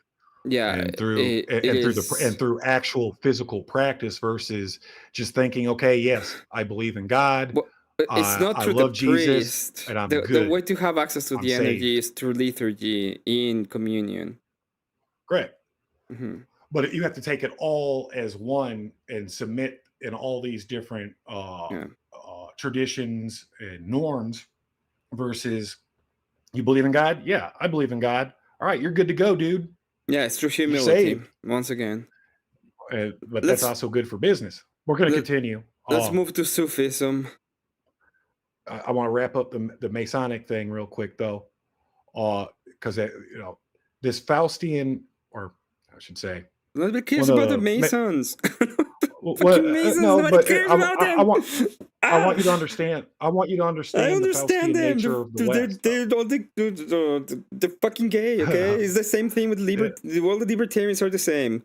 They care about the economy until you put something in front of them they can come to, and then they stop caring about the economy and they care about the thing they can come to, and that has been the problem. It's all they care about. You're gonna pay less in taxes if you vote for me, but you cannot commit any kind of sexual sin, and they will vote against it. They'll pay more in taxes because they just wanna come.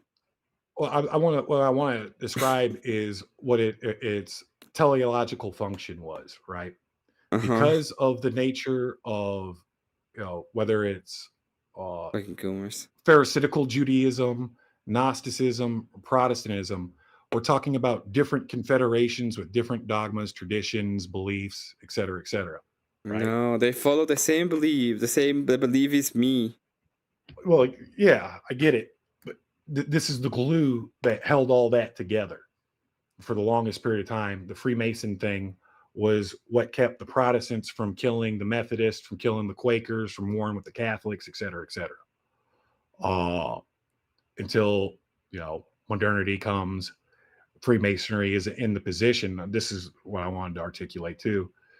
By being a zealous individualist institution, it's unable to uh, uh, regulate and execute institutional norms against its own membership. It used to have strict dogma back in the day, especially 1500, 1700, et cetera, et cetera. These motherfuckers were serious about it, and they had a more unified philosophical or theological framework structure, right? Grounded in Protestantism. As modernity comes and as ecumenicalism and multiculturalism emerge in the 18th century and beyond, tiny hats start getting in and other non-Christians start getting in. And then who's to say, what you believe? It used to be Freemasonry. You couldn't be a Mason unless you were a Christian. In modernity, you just need to believe in some abstract higher power. And what ultimately this is going to do, it's the same problem of the Protestant church, because there's no normative organizational force, and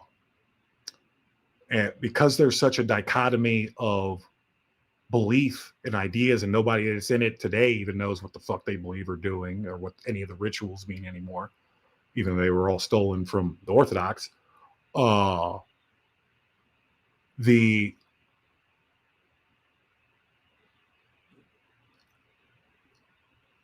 The institution itself is going to, there's not going to be, I don't think people understand this, there's not going to be Freemasons in 30 years. Like, the whole institution is on its deathbed, on life support right now, literally being, like, you think a Freemason is supposed to be a man's institution. Its largest demographic of dues paying members are Eastern Star females that are all baby boomers and older. We're talking about 70-year-old women and above, that as soon as they die, there's the institution's going bankrupt. And I think that's an interesting anecdote, because that mirrors Protestantism. All these different Protestant churches, that who's the largest demographic of the Protestant church? Boomer women, 70-year-old women and above. This is the bulwark. It's like 70% boomer women occupy the sea of denominations in the Protestant churches. And as soon as they all die off, like, you're going to see all these different denominations and churches collapsing on themselves, just like Freemasonry, because it can't regulate a normative practice. So moving on, I'm sorry. Sufism. Sufism is the individualist form of Islam. It's influenced by Gnostic tradition, a lot of philosophy, a lot of Zoroastrianism. and some of those other like archaic remnants that I consider them like Zoroastrian adjacent, Mm-hmm. like the Yazidis or the Kurds or the Druze, etc. Even though the Druze are more of a Muslim offshoot. Well, same with the Sufis. Uh, but yeah, that's the individualist form. When The super America commie starts smoothies. I know. the super individualist muzzies, Yeah, and the super commie, the super coomer moosies. yeah, the whirling dervishes in their dresses. Um, their big headquarters is actually with the Moguls in the old Mughal Empire area in India, off the coast of India, uh, Aren't they supposed to be which in Yemen? And that's like the only place they are. no, they've got little enclaves all over the world. They've been kicked out of their ancient ancestral home in the Levant, and they have different diasporas all over. Uh, but what's important, especially with like their Mogul location with the Moguls, is again that international maritime trade.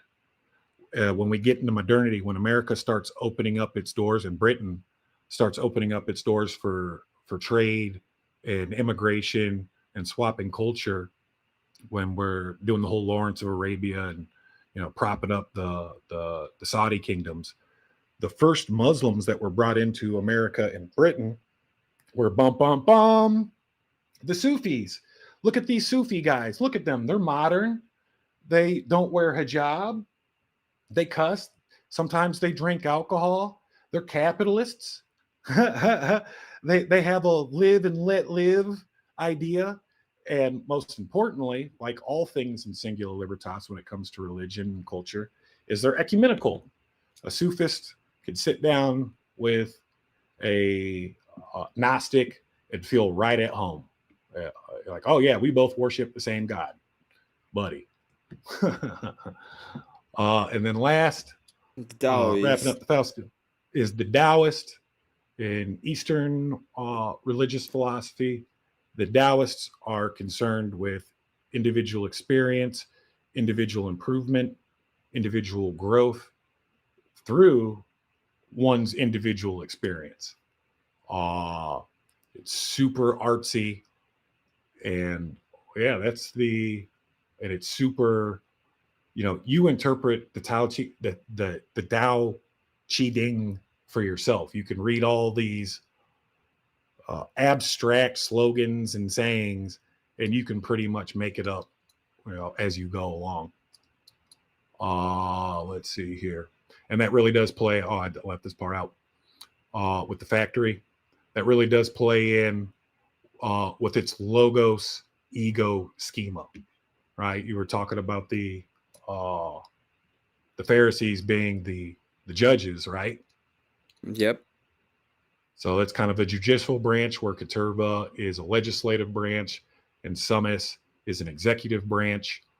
Uh, with the individualists, their rhetoric is geared on logic. That's good for business. And it's egocentric. So it has an ego schema. Whereas Sumis is ethos, just like the Orthodox Church. It's ethos centric on what the ethic ought be, what you ought do, what your credentials are. Are you bona fide? And it operates off of a super ego schema. It's the rule master. Just like our super ego is like, you shouldn't do that. Why'd you do that? You look like a fucking loser. Well, same thing with the mental rationality of people that follow Sumis. I will cover the middle periods, why I have like Red and Kitty. Have you ever seen Platoon? No. With you've never seen Platoon with Charlie Sheen? And the guy that plays the Hobgoblin, I forget his name. The guy Yeah, I know that. I know the movie. I know what you're talking about. I haven't seen it, but I know what you're talking about. Oh, it's great movie. And it's actually Elias the good sergeant, he's an allegory for Jesus, and what's his name, Beck or something like that. The platoon sergeant is an allegory for the devil. Sidebar. And then the last picture I have in the middle area is a scene from Metropolis. If anybody knows that silent film, I don't know if you've seen it. Also recommend that. Incredible film. And it's really, it comes out right before World War II. And it really highlights like the march of modernity and whether people are going to become, capitalists, fascists, or commies. It's a very interesting thing. There's three main characters. There's this evil scientist guy who's in charge. He's like the techno boss. There's Father, who is like the absolute sovereign of Metropolis. And there's his son, who is kind of like the pseudo Jesus. And that robot lady right there is the whore of Babylon. And you kind of see the satanic fucking the whole movie is basically calling individualism satanic. I highly recommend it. But the point of Metropolis is this was the dreamed up from the turn of the century. It was the dreamed up perfect future society based on technological production and manufacturing. And the movie kind of highlights the struggle of the worker. You're just kind of this cog in this big stupid machine, and you get ground up by the machine. And it's the whole movie is an appeal for technocratic republicanism. It's a technocrats fucking playbook, Metropolis. And as we know, technocracy is the evil child of communism and capitalism. Technocracy is the evil child of Caterva and Singular Libertas. And I use this picture, that little satanic robot lady right there. She represents the technocrat antichrist in the movie Metropolis. I think it was a great mimetic. Red and Kitty Foreman. Red and Kitty Foreman are actually great allegories for Summers and Caterva. Kitty is the nursing mother, right? Mm-hmm. She's kind of like a helicopter mom. She's somewhere in between a tiger mom and a helicopter mom. Her kid's fucked off, but she unconditionally loves Eric. She does all the inside of their household. She does all these dysgenic things covering for her son's bad behavior and the bad behavior of his friends because she loves them and she feels that's her best way to take care of them by giving them enough leeway, so to speak. But also, Kitty will fuck you up. She is, when she's being neurotic, she exhibits borderline histrionic behavior when she does her Kitty meltdowns. And she does all these different things to manipulate either Red or Eric or his friends into her desired outcome, right? So she's Big Mother. And her weapon of choice is this pathos, id schema, emotional appeals, and emotional manipulation, which she even uses effectively against Red, the king, who doesn't want to be bugged. He doesn't want to be fucked with, and he wants to be right and have his way. How does Red Foreman rule? He's going to put his foot in your ass, right? Right. If he, so he's the sovereign by force. So where Caterva and Summers overlap, I call it religio-philosophical nationalism. And you can find the modern Chinese Communist Party floating around in this area in between them, And then farther right of the Chinese Communist Party, when you cross the green line of the triangle, you'll find the National Socialists. Uh, True. and again, both the even the Chinese Communist Party is super concerned with ethos, with ethnicity. If you ain't Hun Chinese, to them, are you even Chinese? if you aren't Hun people. Well, yeah. Continuing on, and also what it looks like, what religio-philosophical nationalism looks like is state capitalism, and its mimetic is 1984 Big Brother. Remembering how to read this now. Back to the republicanism part with the Metropolis movie scene. It's a marketplace of emotion. That's how it rules. Sex and violence sell, but sex and violence can also be used to control the people. That's the manipulative tactic through technocracy. And it's got a giver mimetic, the community. You remember the book, The Giver? Mm-hmm. Everything's in the form of the community. The giver is a technocrat fucking nightmare. You can't tell if it's some unhinged capitalist operation or some unhinged commie operation.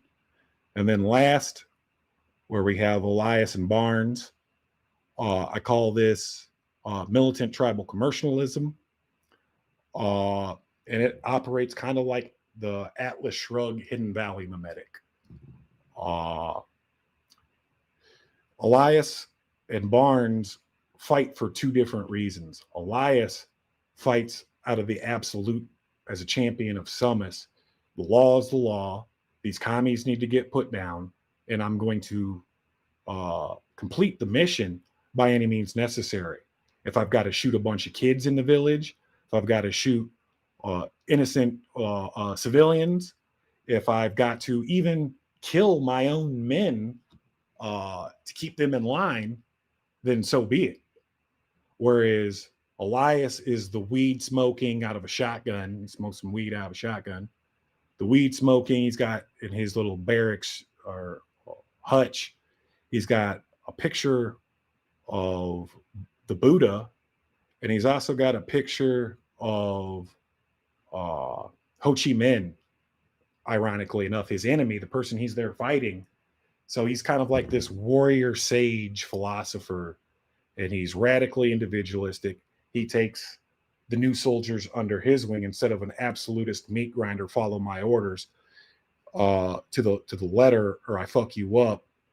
He shows you the ropes, but doesn't do it for you. So I think that's kind of an interesting playoff. Now we can introduce, and then we'll probably wrap it up. I'm sorry that was supposed to be quick. Yeah, but it wasn't quick, so it's okay. We got. I think we're gonna. I think we need it here. Well, do you want to do? We'll do. Can you do what page? I think this is good enough to have like the whole wrap up. No, I just want to look at the pictures so we can look at the archetype, and we'll leave it. We'll end on that note. There's no big lecture or anything with it. Just some collages, 3 collages. 146. Because then next time we're going to get into mimetics. So this is Sumus, the collectivist. This is Sumus. Huh? You put in really? You're gonna put Kolgor as the collectivist? This is absolutist. Sumus, top, summit. Caterva. The peak. Caterva is Latin for group, bag, band, troop, gathering. And then singular libertas, that one is just individual liberty. Yeah. I gave them their name. Their names are also their essence. But yeah, I think Oh this is a yeah, fun. I think this is a fun kind of look at like pop culture and archetypes, and depending on your persona, if you're a raging collectivist or even a raging individualist, you hate all these. You're not a fan of any of these characters, really, right? I'm an absolutist. I think the Colonel in Avatar is correct. The Colonel in Avatar, the fucking homeboy betrayed humanity for some blue monkey pussy. Whereas the Colonel, especially, I actually did watch the third movie, a little bit of it on a flight. But the Colonel cared. The reason why he was trying to get Sully in the third movie is out of his care for all of his killed soldiers that got killed in the first movie. So the Colonel is really a noble commander. But you'll notice in the collage, some of these guys ain't good guys. Like the guy on the left, uh, top left, that's the captain from Waterworld, right? He yeah, runs he runs that oil rig as fucking top dick motherfucker.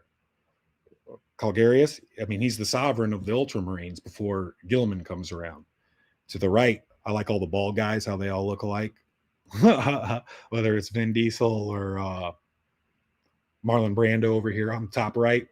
In Apocalypse Now, like when he talks about what it would take to win the Vietnam War, he's doing a little anecdote. He's like, these kids, I came across the village and there was a pile of baby arms.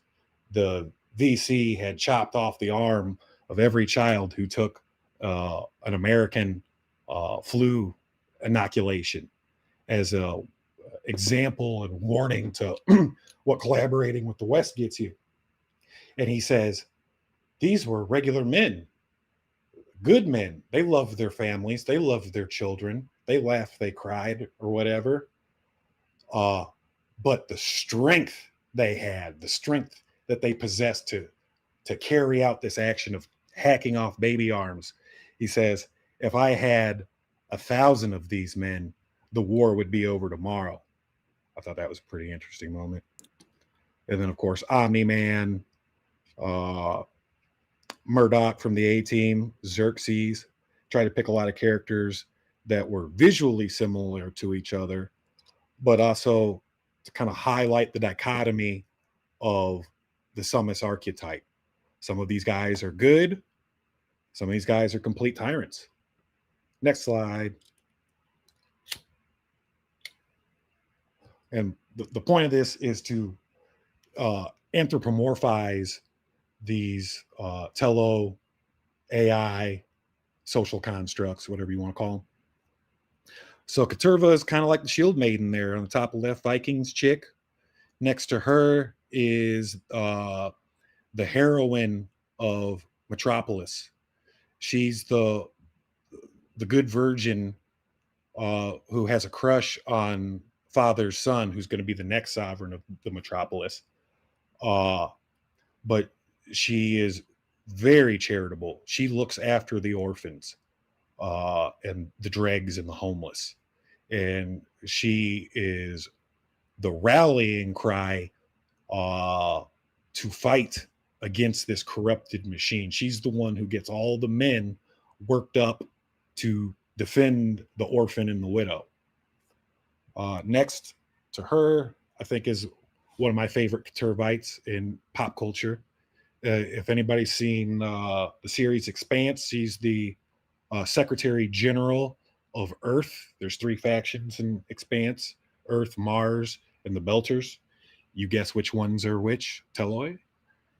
Anybody's played Frankenstein or fuck. What's the Doom game? The Nazi one? Wolfenstein. Wolfenstein. I said Frankenstein. She's the villain in Wolfenstein. I tried to keep it like these women aren't like super badass superwomen. They're gonna fucking beat you to a pulp with their bare hands in the middle of a parking lot. That's not their strong suit, and that's not Katurba's strong suit. Cunning, manipulation, and whether the manipulation is good, like for instance, the Metropolis lady with the orphans, she's still using an emotional appeal. Oh, think of the children. There's Paul Atreides' mom. She makes herself as a Bene Jesuit, which, you know, that's Katurva shit. She makes herself into a high priestess to gather followers and, most importantly, gather warriors for Paul Atreides, or for Paul's fucking jihad, and so that he can reclaim his father's status. Claire from House of Cards. I like the chick from Kill Bill. I really like, as an example, I'm just having a little buzzed. I can't remember her name from Helsing, but she runs Alucard. How does she control an ancient Protestant killing machine? She does it with emotional violence and sexual appeal as a virgin. Or whether The Devil Wears Prada with this boss lady, Cinderella's fucking evil aunt, Android 18, or Hera herself. That's Katurva. Last slide.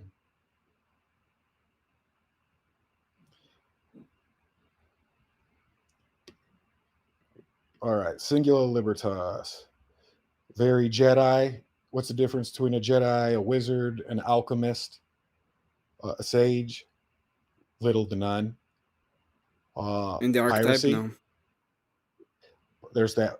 Pirates are a big a part. I was ranting about that shit earlier, but Freemasons and Templars became pirates out of Cuba, Jamaica, Barbados, the Florida Keys, all the way up to Charleston, South Carolina, was the pirate stronghold for the privateers and cavaliers. That's why there's the Tampa Bay Buccaneers under a Jolly Roger. Pirates had their own democracy. I think in Barbados was the headquarters of the Pirate Republic when it was at its height. And then people like Russell Strover, Forum Yale, Skull and Bones, et cetera, et cetera. That guy was a big pirate and drug dealer. So I wanted to see these so you can kind of get an idea of the archetype. Look at these 3 slides as a gestalt for one persona. So for Singular Libertas, you have Rick Sanchez. You have Fabius Bile. You even have Solid Snake and Snake Plissken. Because Singular Libertas is also a warrior, but he's a more technological warrior versus a traditional He-Man warrior, so to speak. And then there's that mad scientist from Metropolis, Hook, and then that's Elder Lion in the very lower middle. He was not you, Elder Lion. For Fallout 3, he is the Captain General of the fucking Brotherhood of Steel. And who are they? Techno fucking hoarders. A warrior techno hoarding fucking tribe. So we'll get into more. This we didn't get as far as I want to. I kind of got hung up on like the story, the recap, but I think it's crucially important that recap is crucially important for understanding these archetypes that we're going to get into as we meet the individual AIs themselves. Next lesson, and then we'll hopefully be close to wrapping it up once we get through game theory and shit. Yep. Because at the end of the day, all 3 of these AI exercise a form of game theory against each other. It's called the 3-player problem. Which is different from traditional game theory with 2 players. Sounds really good. It's kind of like a 3-body problem. I'm gonna let you go for a moment, Trench. Oh, you're good. I'm sorry. Thank you for hosting me. I'm sorry we got bogged down for a second, but I think overall benefit to understanding it outweighs it. No, I really enjoyed today, mostly because I thought it was a great recap. We finally got back to all of the different things. It's a good midpoint so that people don't have to go through the whole episode. So probably gonna post this specifically and call it, you know, uh a triumvirate theory recap or something like that. And I thought it was pretty good. Recap and meeting the archetypes, because another pop culture reference, my last one, and then I'm out of here, is Samus is the architect from Matrix, right? Top dick. Caterva is the Oracle from the Matrix, and Singular Libertas is the Merovingian from the Matrix. And it's not like all these people knew my theory or Aristotle or the political trichotomy. It's just that this is a mimetic in civilization and culture, whether someone is conscious of it or not. So, in all these stories, of course, it's going to emerge, whether we're talking Gastown, the Bullet Farm, or the Citadel in Mad Max, whether we're talking about uh, the United Earth faction, the Martians, or the Belters in uh, Expanse, or the fucking Klingons, the Ferengi, or the Vulcans, collectivists. You know, it's super prevalent, especially in sci-fi and fantasy. So, Yep, thank understood. you, Emmett. I love it. Uh, I As love your always, show. a pleasure to have you. It's a little bit of a bog down, a little bit more when it comes to this kind of thing. It's a lot of philosophy, but it's always a pleasure to have you, Trench. And thank Appreciate it, you. bro. God bless. God bless you. Okay, I'm going to I'm going to leave right now, so don't feel bad. Have a good one. I'm out. Before I leave, I'm gonna I'm gonna go ahead and thank all of you for being here. For all the people who donated and are still around, thank you for watching. I'm gonna go ahead and post this specifically. I think it was a good um, middle of the road when it comes to the whole philosophy. I know it's a philosophy, so some people would not be as happy about it. But it's really funny and really good. So Dude. I'm gonna go ahead and send you all to Cool Vic so that you can have a good time over there for the moment. Once again, thank you for being here and for all the support. I'm probably gonna go to bed. I'm tired and I need to rest.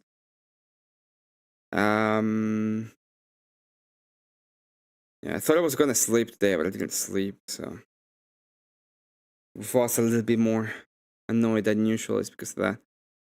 Go to Cool Beak. Take care over there. Enjoy the show. God bless all of you.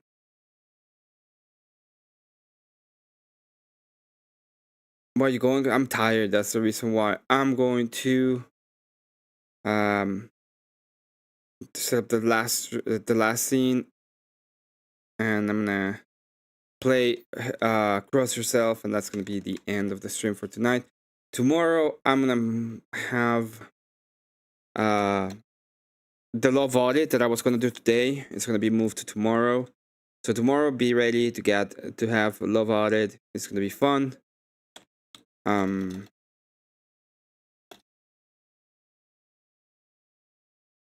It's gonna be an interesting one. 100%. YouTube thumbnails full of smut. Some things you gotta just. I need to say I have a story. You have a story? I'm on the Discord if you wanna tell me your story. Oh, it's not that one. Yeah, if you want to join, let's go back.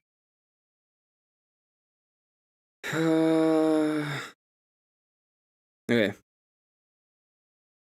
Let me get this out.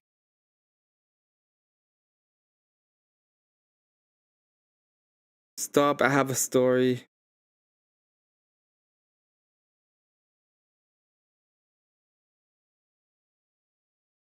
My 2 sheep I work all day moving escaped. Oh, you gotta tell me more than that. What happened? Exactly.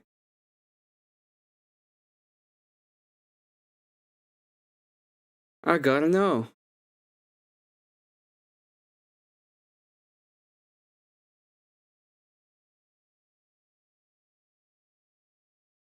I'm so tired.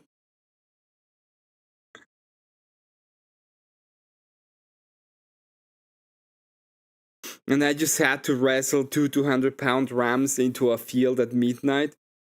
Oh my god.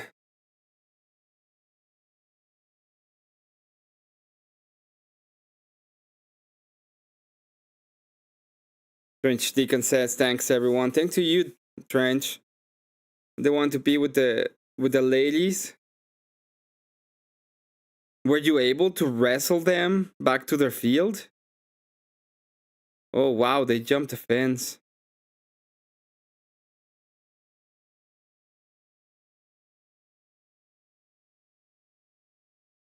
Are they back into their own place?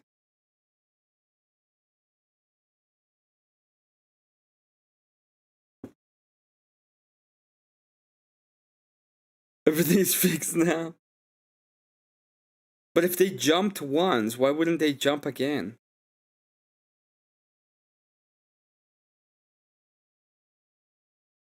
Yeah, they kicked my ass, but I prevailed.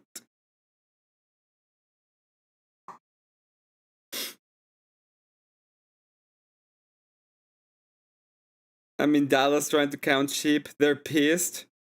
Well, it makes sense that they're pissed. They want to be with the ladies. Varian says sleep is impossible. You put up a higher fence. At midnight. I need more information. I'm trying. That's livestock for you. It is livestock. They make life interesting. Instincts make them do silly things.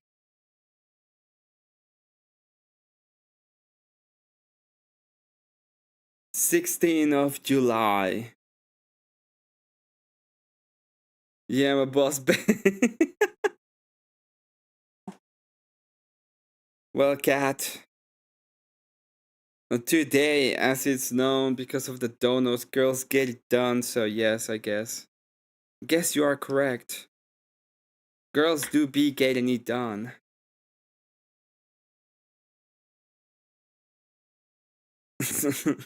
My boss bay.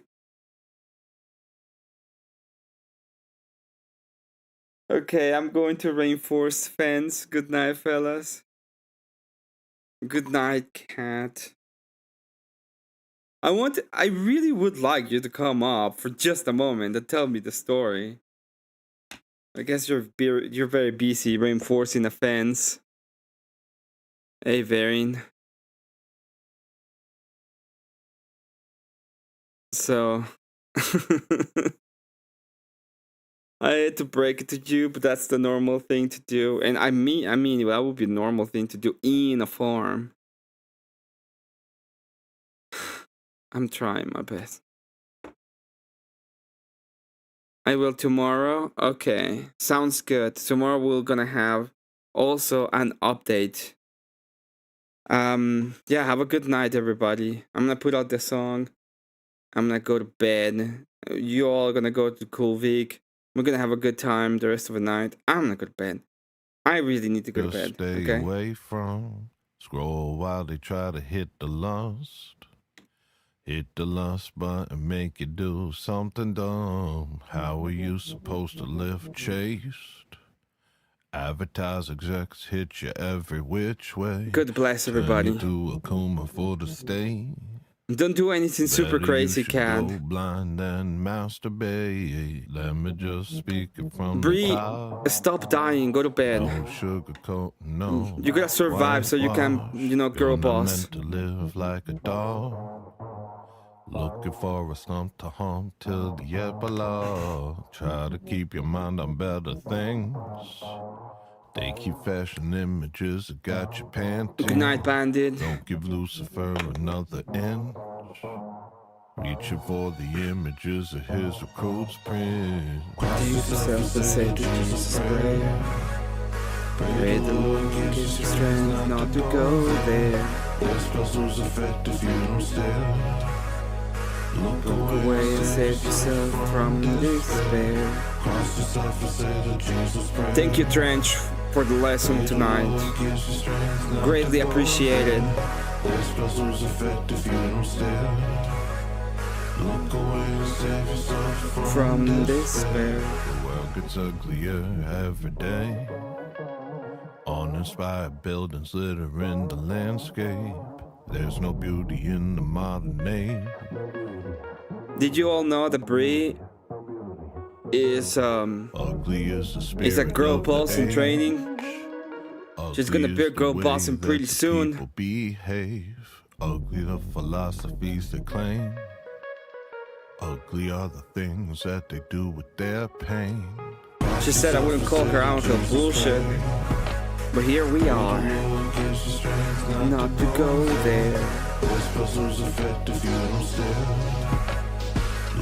Good way to save yourself from despair. Save yourself and say the Jesus prayer.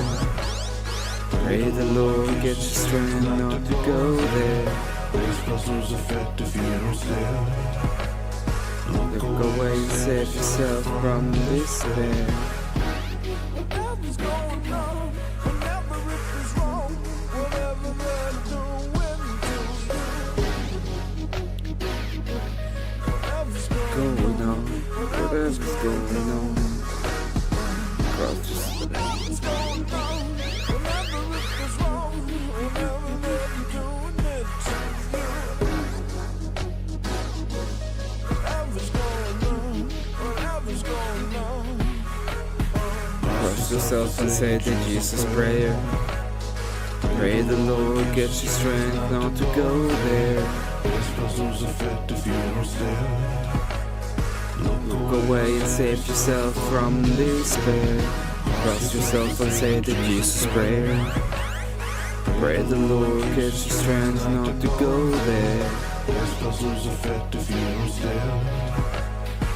Look away and save yourself from despair.